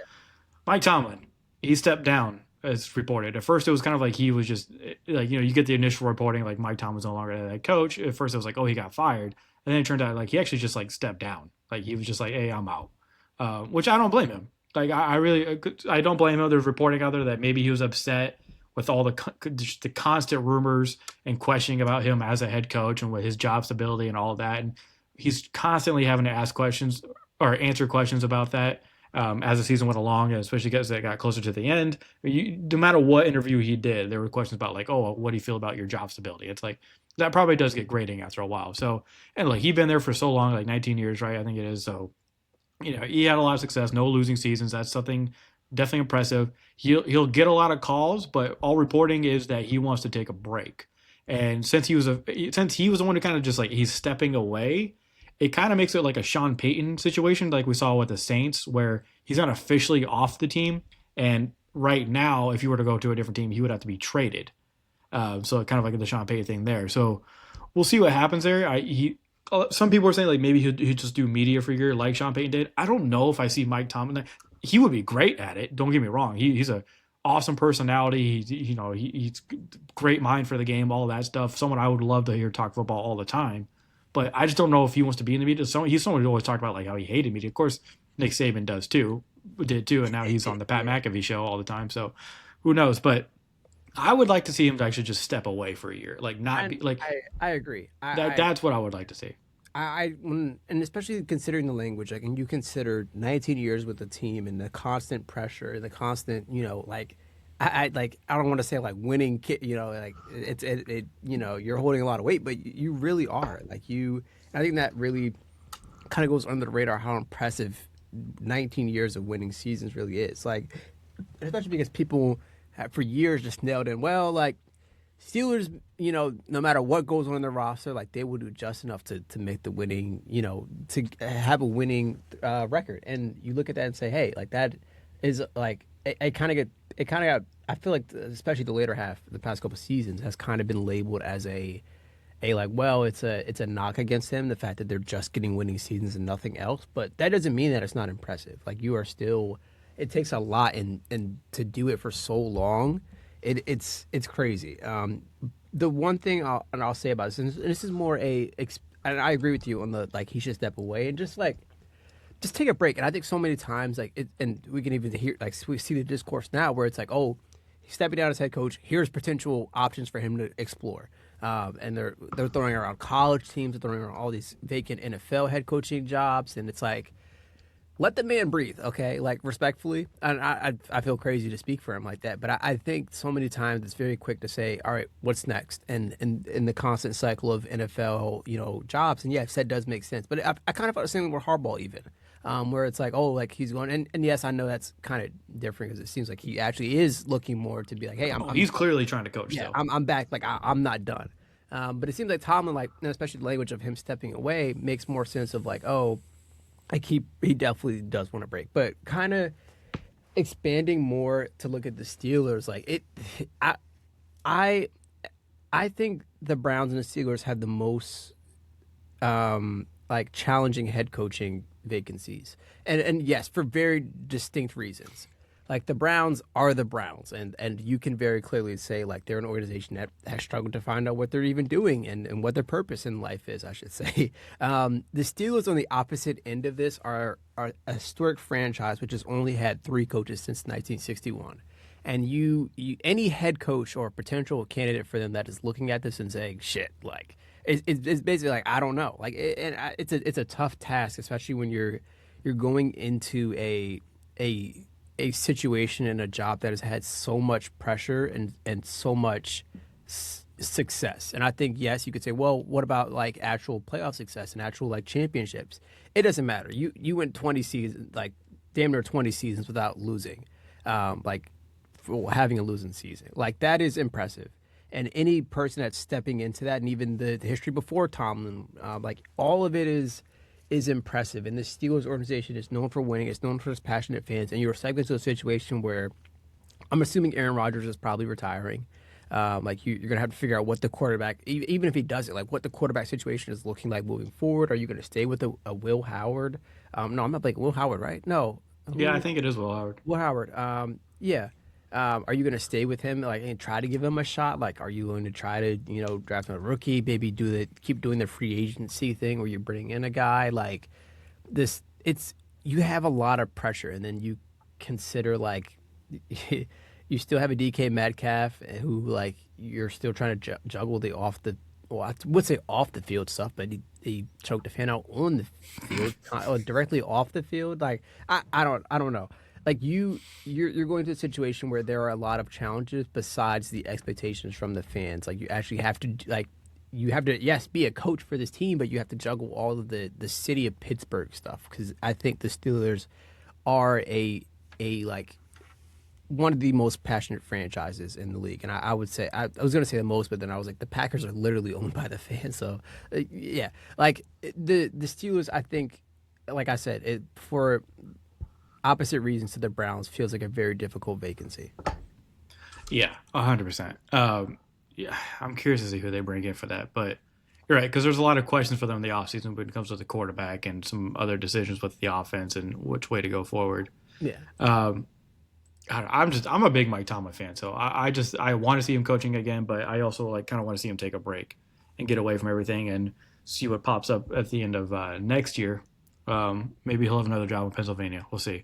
Um, let's talk about this real quick because I feel like we didn't actually tie a bow on it, and part of it is like we've been talking. It's been a season long conversation, the Patullo stuff. So I feel like we said everything we need to say, but just look, man, you have a head coach who internally promoted one of his friends to be your offensive coordinator, who has been the passing game coordinator in the past, right? But clearly unproven. He comes in, it looks bad right away, and it didn't get any better throughout the season. Like we were saying in October, this was unattainable. Now you're at a point where, looking back on the season, on paper, this should have been one of the best teams in the NFL, right? Especially on offense. All the talent that you have. I know there's been some regressions, some other things like that, but there's also some stuff you could have done as an offensive play caller and, like your scheme and everything like that could have helped out this offense even more. Because despite all the regression that they had, they were still able to be this winning team. So my thoughts on this are that it's extremely disappointing because it feels like a wasted season. And now moving forward, it's very murky what's going to happen with this team, right? There's conversations about like, is AJ Brown still going to be on this team? Nick Sirianni is definitely on the hot seat now. You just had to get rid of Patullo. Is Patullo even going to stay on this team? If they're talking about like relegating him to another position, why the hell would you do that?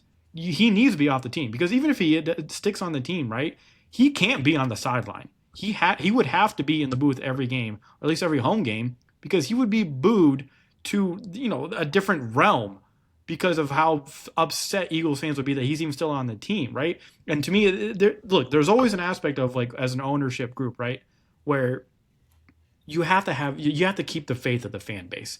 And if you're keeping a guy like this who is so hated now by your fan base, you keep him on your team, and you still have to you have to risk like fans seeing him around, seeing his face on the field, like things like that. Like it's going to be toxic. It's not going to be great. He even if he does get relegated and they're like, oh, we want to keep you. Like if I'm him, I'm like, no, dude, I got to get out of here for my own mental well-being, basically. Like, so that part's confusing to me. Like he needs to be like completely let go.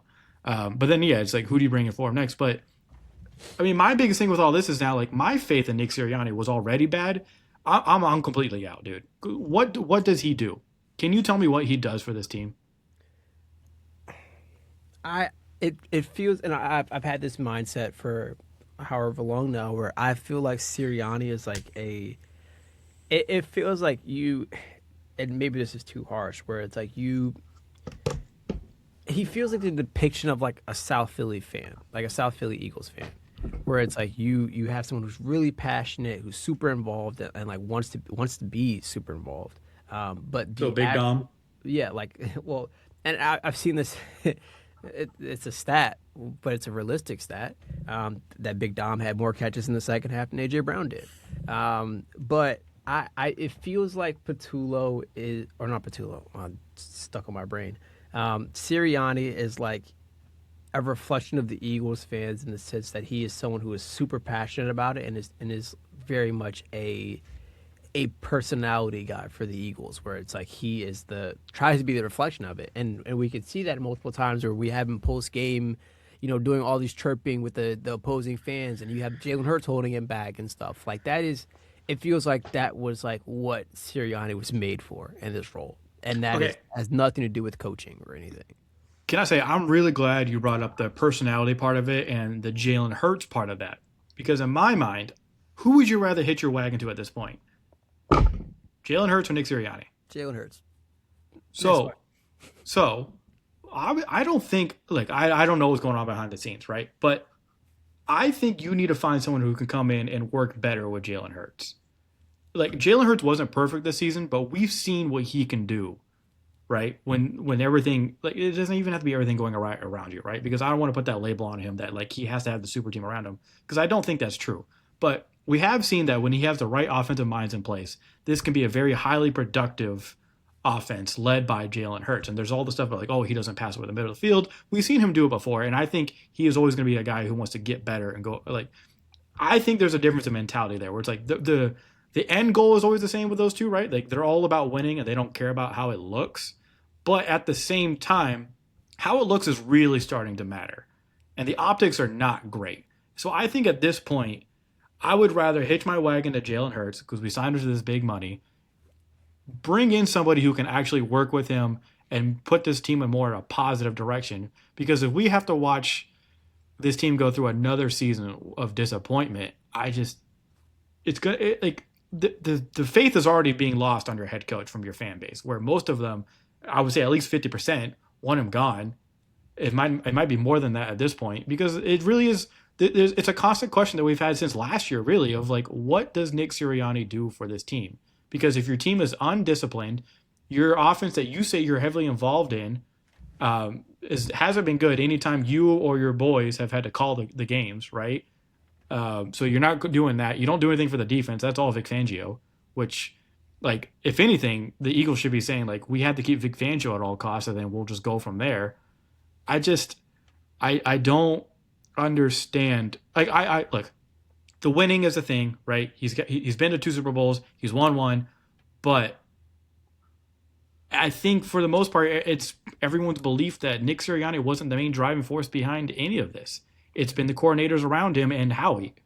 So I don't understand what the next steps are if we're going to run it back with Sirianni with a new offensive coordinator who might not even be able to stick around because they're talking about like, oh, we're bringing, Brian Dable or Cliff Kingsbury, guys like that. Guys who clearly I think would want to be head coaches again at some point, who have other aspirations. And if they come in and do well with the Eagles, we know what happens every time. It's either you're a coordinator for the Eagles and you get hired because you did so well as a head coach somewhere else, or you do so bad that you get like put into non-existence because it was like just so inept. Yeah, what is Brian Johnson up to nowadays? He was with the Commanders. I don't think he's there anymore. So I don't understand why. And like obviously you get rid of Sirianni. He still is he's still offensive pass game coordinator for the Commanders. Yeah, cool. So any time you see passing game coordinator and they're involved with the Eagles, just step away probably. I don't know. I've made it very clear throughout the season that I'm not the biggest Sirianni fan, and this season did nothing to help that fact. Yeah, and you add in the fact that, and yes, I think like it might have been blown out a bit of proportion, potentially. But when you have Sirianni on the sideline arguing with A.J. Brown, and yes, and Tom Brady brought up a good point where he was like, this is potentially what you would need to do to wake up your star player. It didn't wake him up, and I think yes, like you can say those, and yes, I agree. Like those in a playoff atmosphere, these things like it gets tense, and you can see that this is a deal. But like I still think that Sirianni, especially, it is for him to do this, it's a negative more than a positive. And saying like it's not a wake you up factor. It's a I don't know factor. So that's why I lean towards like I'm a bit hesitant when stuff like this happens, and especially and once again you talk about what you need, and I think you would need as a, and this is what I think is the issue with hiring someone who is a reflection of the Philly fans, is that you don't need that for a head coach. You need someone who is the exact opposite to be able to be kind of calm when shit hits the fan, and you have crazy Eagles fans like wanting to egg Patullo's house and wanting to, whatever else, name whatever it is.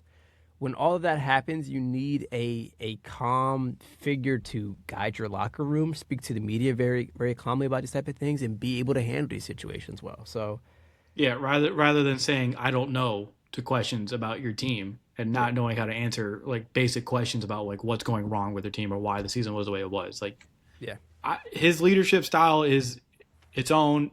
And some players grab to it, some obviously don't. But I think Howie and Jeffrey Lurie definitely need to be looking at like what are the, and just, especially when there's certain coaches out there where it's like, if Nick Sirianni was fired today, how many teams are lining up to hire him? Exactly. let's move on. My final thing with the Eagles is also one last final thought is I'm over the Big Dom shit. It's actually starting to annoy me. It's too much. He's his own little celebrity. Like it's like he caught the ball. I was like, oh, it's Big Dom. It's too much. It's way too much. I think this Eagles team is getting to a point. I don't think they need a full reset, but there needs to be a reset when it comes to the leadership outside of the players. And so I'm saying coaching. All right. Was there anything else we need to talk about coaching wise, or should we move on to these games?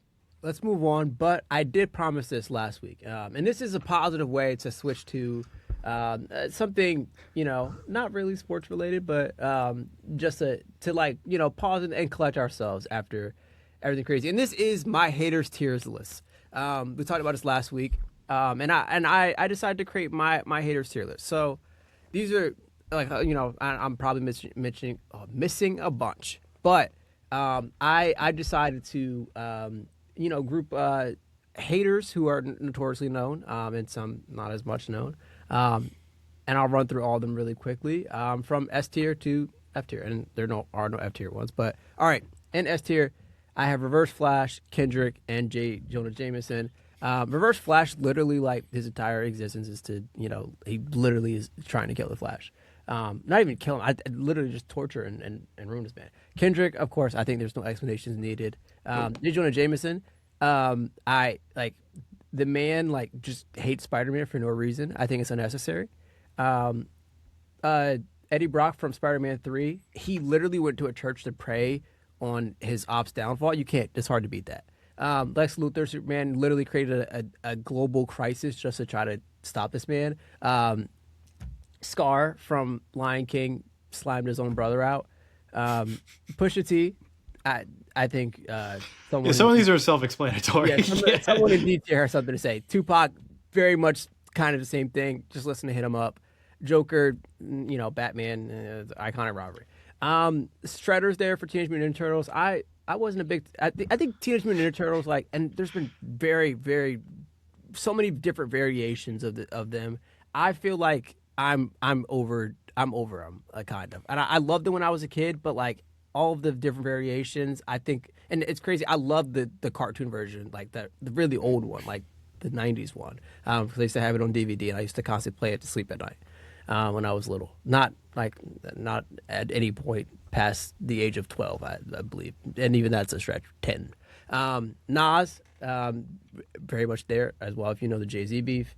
Bit from Back to the Future. I mean, like he literally was kind of hating this man from so many different eras. Like that's why I put it there. Syndrome from Incredibles literally built his entire his entire everything off of trying to get back at Mr. Incredible. Uncle Ruckus from the Boondocks needs to be higher. Okay, so this is my thought process in this, and he hates an entire people. Yes, but in the process, he's hating himself. And I think that like, and yes, like maybe you could say, doesn't that make it worse? Okay, and so I was juggling in my mind like, oh, doesn't that make it like if he hates himself? And I was like, no, that's just like that's mental issues. And yes, I know like even in the tier list, a lot of these people have mental issues. But I think because of this, like I was like, I'm putting him in B tier just because I was like his whole thing kind of insists upon itself. And that's why I was like, that's like. Well, yeah, he's a caricature of Yes. Yeah. We don't have to get into who Uncle Ruckus is, but yeah. Exactly. And in C tier, 2 cartoons, Dr. Doofenshmirtz, and then Timmy Turner's dad. I mean, like you talk about insisting upon himself. He didn't. I was like, I had him in B tier originally, and then I was like, he couldn't tell the difference between and they did. And it's funny that they did the episode of Phineas and Ferb where it's like there's an alternate dimension Doofenshmirtz who realized, like, who was able to identify that Perry the Platypus without the hat on, and how he's conquered the world and everything. And I think that episode alone was like, yeah, this guy's he's kind of an idiot. Like, and also deep down, he really kind of cares about Perry. Okay. Sorry, I love this show growing up. So we're getting into the weeds. And then I debated putting Timmy's dad higher for his hate for Dinkelberg. Because literally for no reason, but I saw a fan theory that like Timmy's mom was sleeping with or like had an affair with Dinkelberg, and that's the reason why. And I was like, whoa! I was like, I just want to watch the Fairly Odd Parents. I don't want to get into any of this. So I'll just leave him in C tier for that, and then D.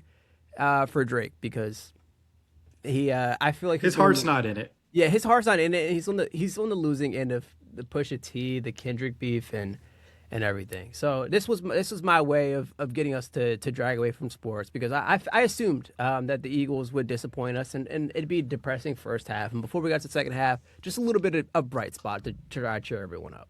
I was half expecting you to put me on this list. No, I could have got more creative, but I was like, you know what? I'm just gonna stick with this. I'll do one nomination for my friend Bird, who is the biggest LeBron hater I've ever met in my life. All right, let's move on to these games. Great list though, I like it. We might need to add to it later on. Yeah, this will be a revolving door of haters, so don't worry. Nice. All right, let's talk about and preview these playoff games coming for this next weekend. Okay, I can't. These are some very fun matchups, I think. So again, I think we're gonna go in order of how they're gonna be played. So let's get straight to it, man. We have first games up on Saturday, the Bills and the Broncos. This I wanted to see Texans Broncos, but this will do. This will do. I want to see Josh Allen go against an elite defense, and see if he can be superhero again, man. Patrick Surtain's going to be bored because he's not going to have an elite receiver or great receiver to cover. But I'm curious to see who they put him on here, or if they're even going to have him follow anybody. Who would that be? I mean, I don't know if you're going to put him on like Cooks probably, or I don't know. But by the way, because Gabe Davis isn't playing, after he actually had a decent game for them, but I don't think they would put him on Shakir. He moves around a little bit too much, so it would have to be like someone like Keon Coleman or Brandon Cooks, I think, if they go with that route. So that's gonna be fun to see. I want to see if the Bills can get their run game going, get back going with this game against the Broncos, who are pretty good against the run, and you have guys like Zach Allen up front who are just a fucking menace. Benito, guys like that off the edge. So like we know how good this Broncos defense can be. It's just how can the Bills counter that with, can they get their run game going back again? Does Josh Allen have to go full superhero mode? Like what are we going to see there? On the Broncos side, I mean, they just had their bye week, right? So how much is that going to affect them? Bo Nix, first crack at this, right? How are you going to do? You've got your team the one seed. So, or well, you and Sean Payton and your defense got the one seed. How are you going to perform now against a defense that was kind of up and down throughout the season, but kind of was able to turn the clamps on when they needed to this last game against what was a really good offense. The spread's close, by the way. I don't usually look at betting odds, but I was kind of curious with this one, like where Vegas was on it. It's a 1.5, so like they're thinking it's going to be close as well. Two teams where I just I'm not as confident in both of them for certain reasons. So this is kind of one of the ones where it's like I feel like they're pretty evenly matched in a way. If that, like, do you agree with me on that? And okay, yeah, and literally for every reason that you mentioned, I literally have it written down as well. So these are the things that I was like looking at when I was trying to choose a winner for this. So, and we talked about this last week. The way Buffalo operates is very much, I think, this season, especially being a run first team to establish play action and establish getting Josh Allen in positions to be Josh Allen. And naturally, as I mentioned, that all starts with the run. But when you have a player like James Cook, who was just held to 46 yards last game, I was like, all right, like let's look at this a little bit more. So, and especially like looking at this game. So the Broncos defense allows 3.9 yards per carry, which is the tied second lowest in the entire NFL. And we know who number one was, the Jaguars. Yes, and that's exactly where I was going with this. The Jaguars are the team that's tied with them, and they just held James Cook to 46 yards. So, and I think for a team that I think the Broncos especially, they're constantly being put into conversations about their pass defense when you have a Nick Benito and you have Zach Allen and you have a team that collectively is leading the league in sacks. You're like, all right, clearly they're good at rushing the passer, but they're just as good at stopping the run. And actually, that kind of makes sense. But pass rush doesn't always equate to run success. Ask Jerry Jones. But all this to say is that you would need the Bills to establish the run to kind of get their whole offense started and their whole shtick started. But the Broncos on the other end are a team that doesn't show up in the first half offensively. and they're going up against a Bills defense, which I think had a pretty solid, outing against the Jaguars. So it's like, all right, like for both reasons, they kind of cancel each other out, but they're both teams really that are second half teams. So what we're going to see is that, all right, like whatever happens in the first half, it's probably going to end up being a close game, but that's really, I think, is going to play a big part in this game is how much can be scored in the first half of this game, because that will I think to me that'll dictate a winner, because the second half I think you're going to see heroics from both teams, and that's when they both turn it up. But what's the point of heroics if you already have a lead in the first half, and that kind of really dictates who like is if they're trading shots, like what that looks like. So I'm interested to see who can get out and score first, because it's crazy. Like whatever, I believe that whatever team scores first is probably going to win this game. And just the way that the tide goes for this when you're exchanging punches. So, but I agree with you. I think that this is really an equally matched game. Yeah, and if I'm the Bills, especially, I want to get out to an early lead because we know what the Broncos do in the fourth quarter. Like all year, they were winning these close games, and in close games this year, which they played 13 of them, the Broncos did. They're 11-2, so they're used to winning these close games in the fourth quarter and coming back and like having those game-winning drives or plays, right? So we've seen the Broncos do that all year, and for the Bills, it's like you said, the running game stuff. I want to see the Broncos can get the running game going because the Bills especially have shown they're not the greatest run defense. So, but then you could say like, all right, like, are you like, do you really trust that the Broncos are able to do that? no, because they were kind of middle of the road when it came to their rushing efficiency. But I mean, if you're Sean Payton, you have to try and establish that early, right? Because if you get that run game going and you focus on that weakness of the Bills, then maybe you can open up more stuff for you in the pass game, obviously, and everything always melds together. You get the play action game going, whatever it is. But I think also that's where Bo Nix can help out a lot because we've seen what he can do with his legs throughout his young career so far. So I think you mix in him with RJ Harvey and whoever else. Like if you can get any kind of run success going, which shouldn't be as hard against this team as it would be against others, that opens up a lot more for you with the Broncos. So I think just more and more, I think you're right. Like the Bills need to get off to a hot start, and they need to be able to keep their foot in the gas, which is going to be extremely difficult against a Broncos defense, which is top 5 in the NFL. So like I'm curious to see, like, are the Bills going to try and attack the middle of the field? I feel like this could be a game where Khalil Shakir gets a lot of work.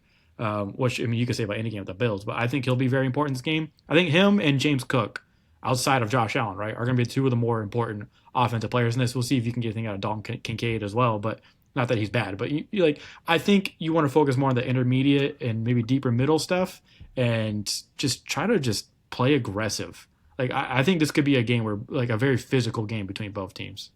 Yeah. All right. Oh, man, yeah, that's gonna be a good one. Wait. Let's do our picks for this. I need you to choose a winner. I'll go first to give you some time. I was thinking about it, and I think it's the Bills. I think like yes, like it. You could say a lot about the lack of actual success when it matters, and especially in AFC Championship games, of being able to get over the hump. And I still have questions about if they're that team to get over the hump and make a Super Bowl appearance in the first time in the Josh Allen era, but. I still think that like it is difficult to hold James Cook 2 weeks in a row to less than 50 yards potentially, and I think that's what they need to like for James Cook to be held like he was against the Jaguars to a low scoring output, and the Bills still win was impressive. And and yes, if there's any team to replicate that, it literally statistically is the Broncos. But I still think it is going to be difficult to do that, and especially like you mentioned, Khalil Shakir. I think that like the Bills have just enough where it's like yes, this really is a who has the ball last type of game, but I think the Bills will put themselves in that position, and I think I mentioned like I believe it's a situation of who scores first. I can see a situation where the Bills come out and score like first and kind of really put them on their heels, and then it turns to a situation where neither team scores for the second and third quarter. But whatever, like I'm going Bills here. Yeah, I mean I think it's hard for me to pick this one because if the Bills can get pressure on Bo Nix and make them one-dimensional, man. But then again, can the Bills run in this game? This is a tough one, man. Like this really is. I think this could be a very physical, close game. I'm gonna lean the Broncos. I don't. I this is and this may be more of a Sean Payton thing. Like maybe I just believe in him more when it comes to games like this, especially in the playoffs. Like I think Sean Payton knows how to get a team ready and how to win close games like this. Whereas we've seen kind of the opposite with the Bills, where Josh Allen, I don't know if you know this, he's won the most playoff games without going to the Super Bowl or something like that. Like, there was some weird stat where it's like he's won so many playoff games, but just hasn't reached the Super Bowl. Yeah. And it's insane, man. And it's just, and that's not completely on him. Obviously, it's a lot of times it's the team around him and the coaching. And this is where in close games like this, I usually kind of look at like the smaller margin stuff. We've seen the Broncos win a lot of closer games, and I have trust in Sean Payton more than this. But then on the other side, I would say I trust Josh Allen more than I trust Bo Nix. Yeah. But I'm going to lean towards the team with the better, more proven defense and the better, more proven coach, if that makes sense. All right, let's move on. Next game we're going to talk about is what is the next game? Oh, San Francisco, Seattle. Whew. Okay, so we saw how this game went a few weeks ago. The Seattle completely shut them down, but also their offense wasn't able to do as much on the other side, but defense won that game for them. Dude, okay. This is going to be like a Sam Darnold kind of question for me, man. It's like, do you think Sam Darnold can be stopped kind of like how the Eagles were stopped just against the 49ers here? And do you think that's enough for the 49ers to come away with this win? I'm gonna knock out everything all in one long spiel. I think this is a repeat of what we just saw a couple weeks ago, where Seattle just completely does enough to really just minimize everything the 49ers are going to throw at them.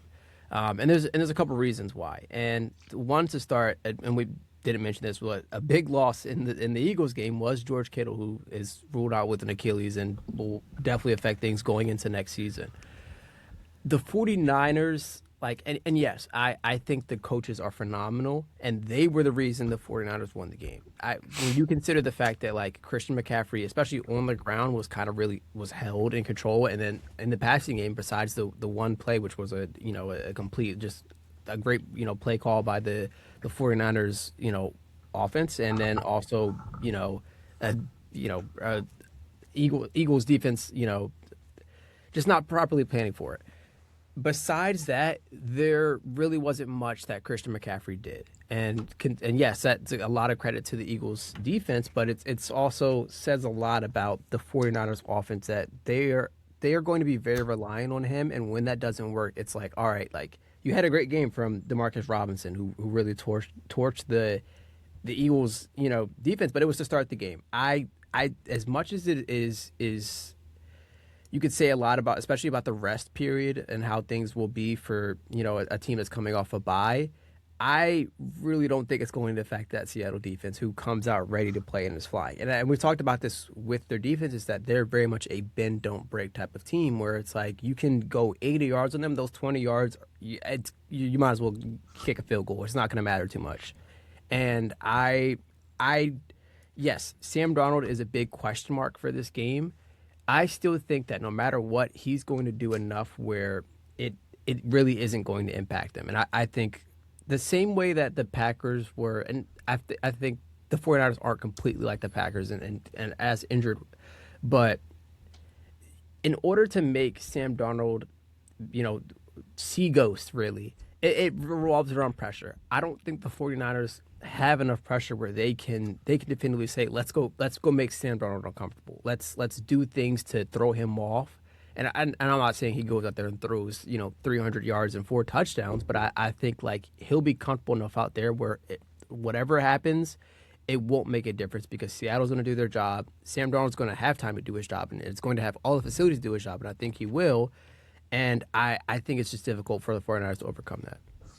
Yeah, I basically agree with it. Everything on paper is saying every number, everything on paper is saying the Seahawks just have a clear advantage in this game when it comes to how they defend, what the 49ers like to do, how they can attack you on offense. Like you said, if they have time, they're a team that wants to run the ball, but they're also very good about setting up stuff through the play action game for players like Jackson Smith and Jigba. You have a couple good tight ends there who can get after it. Like I said, a two-headed monster. This entire game down to me just comes down to how is Sam Darnold going to perform. Everything else, I have faith in the Seahawks to like contribute to winning this game basically. And this defense, like they're not going to get like yeah, maybe you can get a big play on them every once in a while, but like kind of like the Eagles. But I think this team is going to be more. They're going to be better rested. They're going to be ready to go. I think Mike McDonald knows exactly how he's going to want to play this game, and he's going to have, like you said, this defense ready to kill somebody. And I think Brock Purdy, we've seen he's prone to turn the ball over. He's not afraid to throw the ball in certain situations, which is can be good and bad. But I think the Seahawks team is also more well equipped to take advantage of those turnovers rather than like how the Eagles, like you win the turnover margin but you lose. I think if the Seahawks, if they win the turnover battle, it's basically guaranteed that they're going to win this game. And I have full faith in this defense to cause some turnovers. They're going to be in Brock Purdy's lap. They're going to be flying around hitting people. And like you said, without George Kittle and them, like basically having to really rely even more on Christian McCaffrey, I think the Seahawks are just well equipped to defend. I mean, it's been a proven concept. We just saw it, the 13-3 game. So I think you're right. I think this will be more of what we saw when they just previously played each other, the most recent time. And I actually think even like the Seahawks offense could perform even better this game. And it's a home game, man. Seahawks at home is crazy in the playoffs. That's a huge advantage. So, well, we'll see. And like, look, the 49ers. I don't know. I think if they are going to get anything with Christian McCaffrey running, it's going to have to be up the middle, but even that's hard. Dude, I don't see how they have a good running game at all. They're going to have to, like, this is going to have to be a Brock Purdy game, but they're going to win. Yeah. All right. Yeah, I think you covered everything, man. Good shit. Like, I didn't have much else to say there for it. Like, you knocked that one out of the park. So, I have complete faith in the Seahawks defense to be the sole factor that wins this game, if that makes sense. All right. Hey, good shit. All right. Next one. Texans Patriots. Good Lord. This is the biggest test for the Patriots all year. I know that kind of sounds weird with how many teams they've played against that have like been more complete, but this is the best defense that any team at all will go against at all this season. But this is the biggest challenge for the Patriots offense that they've had for a quarterback that's potentially going to win the MVP. And I'm really curious to see how they handle it. Will Campbell just struggled against the Chargers D-line. How is that O-line going to fare against the Texans D-line, which features two madmen on the edge as well as some great players in the middle at the same time? Linebackers and DBs that fly around everywhere. They're not going to do anything exotic for you schematically, like we said. They're just going to line up and they're going to beat the crap out of you. So what's interesting to me here is a DeMeco Ryans aggressive, ready to go, high energy team against a Mike Vrabel team, which we know to be like more also like kind of like aggressive, high energy, physical team. So it's kind of that, those two teams matching up against each other and the physicality like that, who's going to come out on top. I don't think this is going to be a high scoring game. I think this is going to be a game where we're going to be looking at them both like, I don't know if any team gets past like 24 points. Like that's where I would put the ceiling. And even then that might be kind of kind. Unless the Texans defense gets you another couple touchdowns, which I could see, but I don't think the Patriots are going to be able to run it all in this game. And I don't see on their team who can beat like, do you trust any receiver on the Patriots to beat any DB on the Texans? No shot. Yeah, not consistently at least. Like, I don't think there's anyone in this Texans team where you're like, oh, we can pick on them with one of our special players on offense, right? Like, even Diggs at this point, it's like, what are you going to get against Stingley, who I think was going to be able to shut someone down, and then from there, it's like, I don't know. It's going to take some magnificent play from Patriots, from Drake May. I don't know. What are your thoughts? Yeah, so for me, I'm going to come out and say it. I think the Texans win this game. I do too. I think that they are exactly what the Patriots fear, and not like you can say that for every team because the Texans are every team's weaknesses. But I think this will be the key, and I think it was a positive side that I saw, which was the run game from the Texans, where it's like you establish that run game, you control the time of possession. That is really going to be the difference maker, and that was the first thing I looked at with this game because both teams are high in terms of time of possession. The Texans have the fourth highest, and the Patriots have the sixth highest. It's going to be very hard to control the time of possession against a team like the Texans defense and go out there and drive every drive go out there and try to push the ball down on them because they will force three and outs very quickly on you. And on the other end, can your defense be able to replicate that? Because and I think you mentioned it, like yes, it's going to be a low scoring game, but it essentially is like it really is like a bar for bar defense like type of game where it's like all right, like we went out there, got to stop. Like your Texans defense went out there and get a stop. All right, Patriots defense, go do it now. And if you're betting stop for stop and saying like let's go bar for bar, I'm going to Texans because it's difficult to go bar for bar against them, especially on defense. So, I I'm that's my sole point in all this, and that's why I had the Texans winning this because yes, you can bring up all the offensive aspect in this. And yes, that does play a crucial factor. And yes, I do think C.J. Stroud, we're going to see him have a better game, and we're going to see Drake May play at an MVP level. And I think his mobility is going to really have to be shown in a game like this against the Texans defensive line, especially. But To me, that's the biggest. yes, That's the biggest path forward for the Patriots to have success against this Texans defense is Drake May's legs rather than his arm.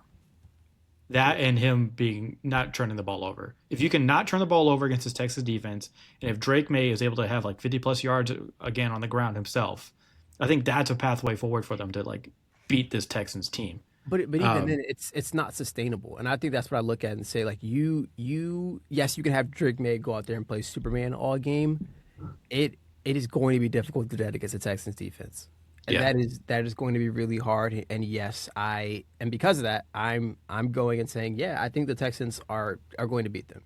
yeah, and I think we know how impressive the Texas defense is. The Patriots defense is impressive in its own right. Like throughout the season, the Texans allowed the least amount of points per game of 16, I think 16.7, and the Patriots were at like basically 18 points a game, like and third in the league for when it came to points allowed per game. So it's this is more of a faith in the Texans defense being better than Drake May and that offense.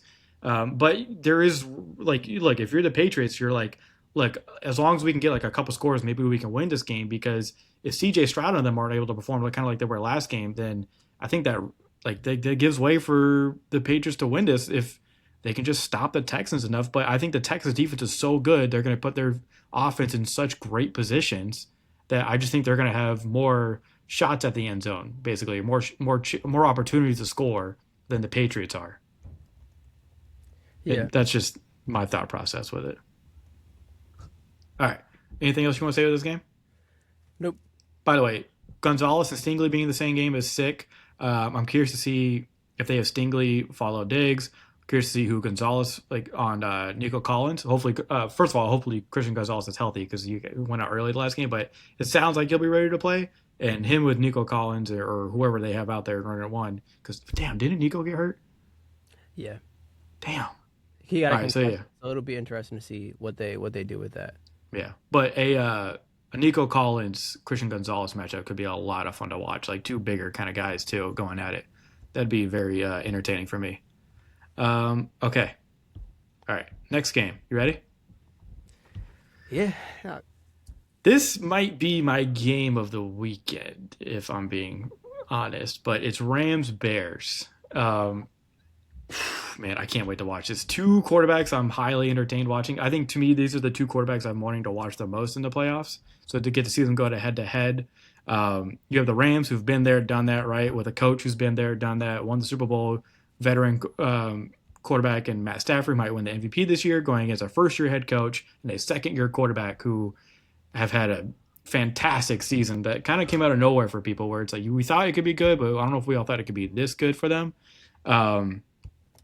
For me with the Bears, it's just this isn't a team you want to be in the fourth quarter with trying to come back on, right? Like these are Matthew Stafford in his own right is also a killer when it comes to situations like that. We saw him like we said earlier, he said to Devontae Adams, let's go snatch their heart. Caleb Williams can and will do stuff like that as well, but I mean, going against a team with Sean McVay, that's another part. Like Sean McVay against Ben Johnson, two highly thought of offensive minds in the NFL going head to head here is a lot of fun.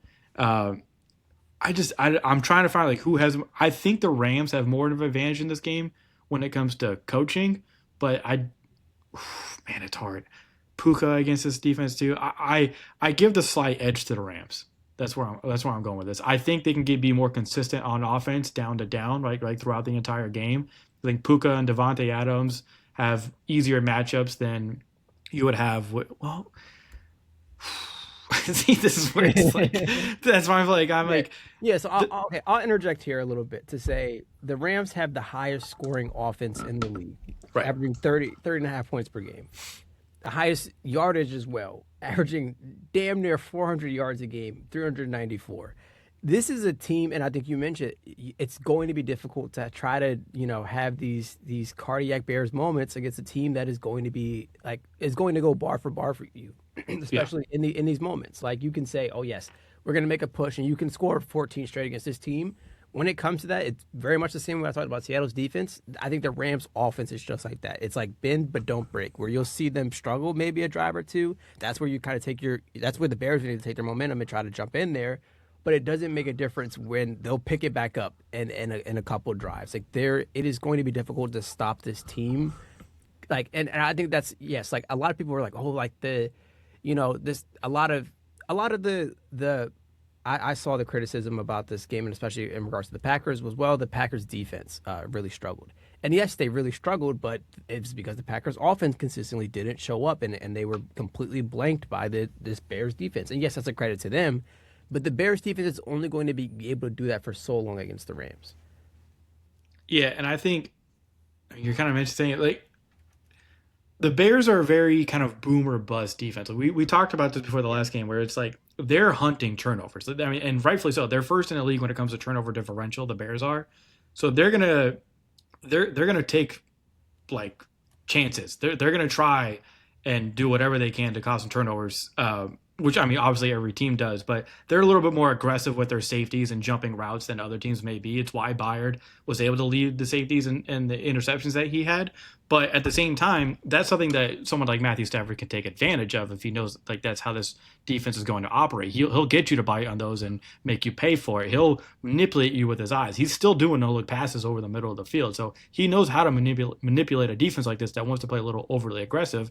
And it's a defense that kind of has to play overly aggressive because of what they have on the field. And going against a team like the Rams, who, like you said, like number one in points per game in the league with their offense, how they can get down the field, like this is going to have to be a game where it's almost like we saw what the Panthers get, where it's like you're going to have to make some defensive plays here to keep yourselves in the game because they're going to get down the field. The Rams are. It's going to happen. So are you going to be able to stop them from scoring points, whether it be field goal or touchdowns, right? Like you have to do whatever you can if you're the Bears to win the turnover differential, just like you have all season. It's just gonna be really difficult to do against a Rams team with a quarterback like Matthew Stafford and Sean McVay, who know how to take advantage of a defense that's gonna play like that. And on the other end of this, for the Rams, like I think we kind of it goes on the radar their defense, which is really like I think yes, it is you could say is their weakest part of it, considering their offense is the leading scorer in the NFL, but they still do have a Jared Verse like on their team that can disrupt things and completely just shake the game up. And I think that really, when it comes to difference makers, that and especially this is the time of year where we see them really take that next step, when we see players cement themselves with big playoff moments. And I think this will be a game where we can see the Rams defense as well show that like yes, our offense is scoring 30 points a game, we are still doing our job as well. Yeah, and I'm like Matthew Stafford, as good as he is, he's also been struggling against the blitz packages, like the pressure packages. Like he wasn't too great against it with the Panthers. So if the Bears can just get a turnover or two and get in the face of Matthew Stafford, I think that's their way to come away with the victory in this one. Yeah. All right, you're going with the Rams for this one? Yeah, I'm going with the Rams. I'm also going with the Rams. So we're all matching picks except I went Bills and you went Broncos. Are there any matchups in this you're excited to look at? Because I'm looking at the receivers and DBs in this one. Kyler Gordon, Jalen Johnson, all those guys up against Devontae Adams and Puka. Like, are they gonna have anybody follow? Or like, Kyler Gordon or Puka could be a very fun one to watch. And then honestly, I'm gonna say Byard. Kevin Byard versus Matthew Stafford, the safety, because he's been jumping some routes, and I want to see if Matthew Stafford can fuck with him. Yeah. I honestly it's just the final thing I just mentioned, which was the I'll go with the Rams defensive line versus the Bears offensive line, because I think that the Bears offensive line is I think it's really been the most under talked about thing. It's not a word. Least talked about. The least talked about thing with this Bears, I guess you would call it a rebuild. I feel like a rebuild doesn't do it justice. Like a rebuild, I look at it as like, oh, you had a couple years where you started to string things together, and then you were, Yeah, and and then they've been rebuilding for you, 20 years. well, yeah, but like, okay, just looking at like where they were to start from last year to now, like there needs to be another word where you go from like you're like because we would apply this to both the Jaguars and the Bears, where you go from like, all right, like you're a laughing stock of the league to oh shit, you're in the playoffs and you're actually competing. There needs to be a different term for that. But I think that like the Bears offensive line was the most under talked about or at least talked about thing when it came to the improvement of them, and I really want to see how they continue to play into the playoffs, because they were able to do it against a Packers defensive line that's been shredded by injuries, but can you do it against this Rams defensive line? No, I agree. Like Byron Young on the Rams had 8 pressures last game, very good game. Jared Verse, Fisk, like those guys can definitely get after it. But you're right, the Bears O line is good. Like against the Packers, it was a 25% pressure rate that they allowed, so pretty good. Like, and if you give Caleb Williams times to play in structure or out of structure, like he can kill you. So I think that's a good one. And then just finally, like I said, the coaching matchup in this is insane. Like these two offensive minds getting to like show out for each other is going to be a lot of fun to watch. All right, anything else we need to talk about with football before we sign off here? Not with football, but OKC is up 85-69 right now against the Spurs. And trust me, that holds a lot of weight right now. Our sports director just walked behind us, and I wanted to like show her the Spurs game to like because she's a Spurs Oh, fan. yeah. But I missed my window of opportunity. But I look, and I said this when we did a basketball show, is that you need you need 4 wins in a series. And the Spurs have not beat OKC 4 times, so that's and I was kind of joking, but I actually do mean that, like you in the playoffs especially. No, Um, it's obviously it means a lot if you can get a win like this against them. yes, and Um, I'm hoping this holds out. So the Sixers just got off of a back to back with Toronto where they played each other 2 nights in a row. The first night didn't go the Sixers' way, but the second night definitely did. Um, I am really trying to temper my expectations for the Sixers. Like it is like every part of my body is telling me like as a Philly fan, don't get too excited about this team.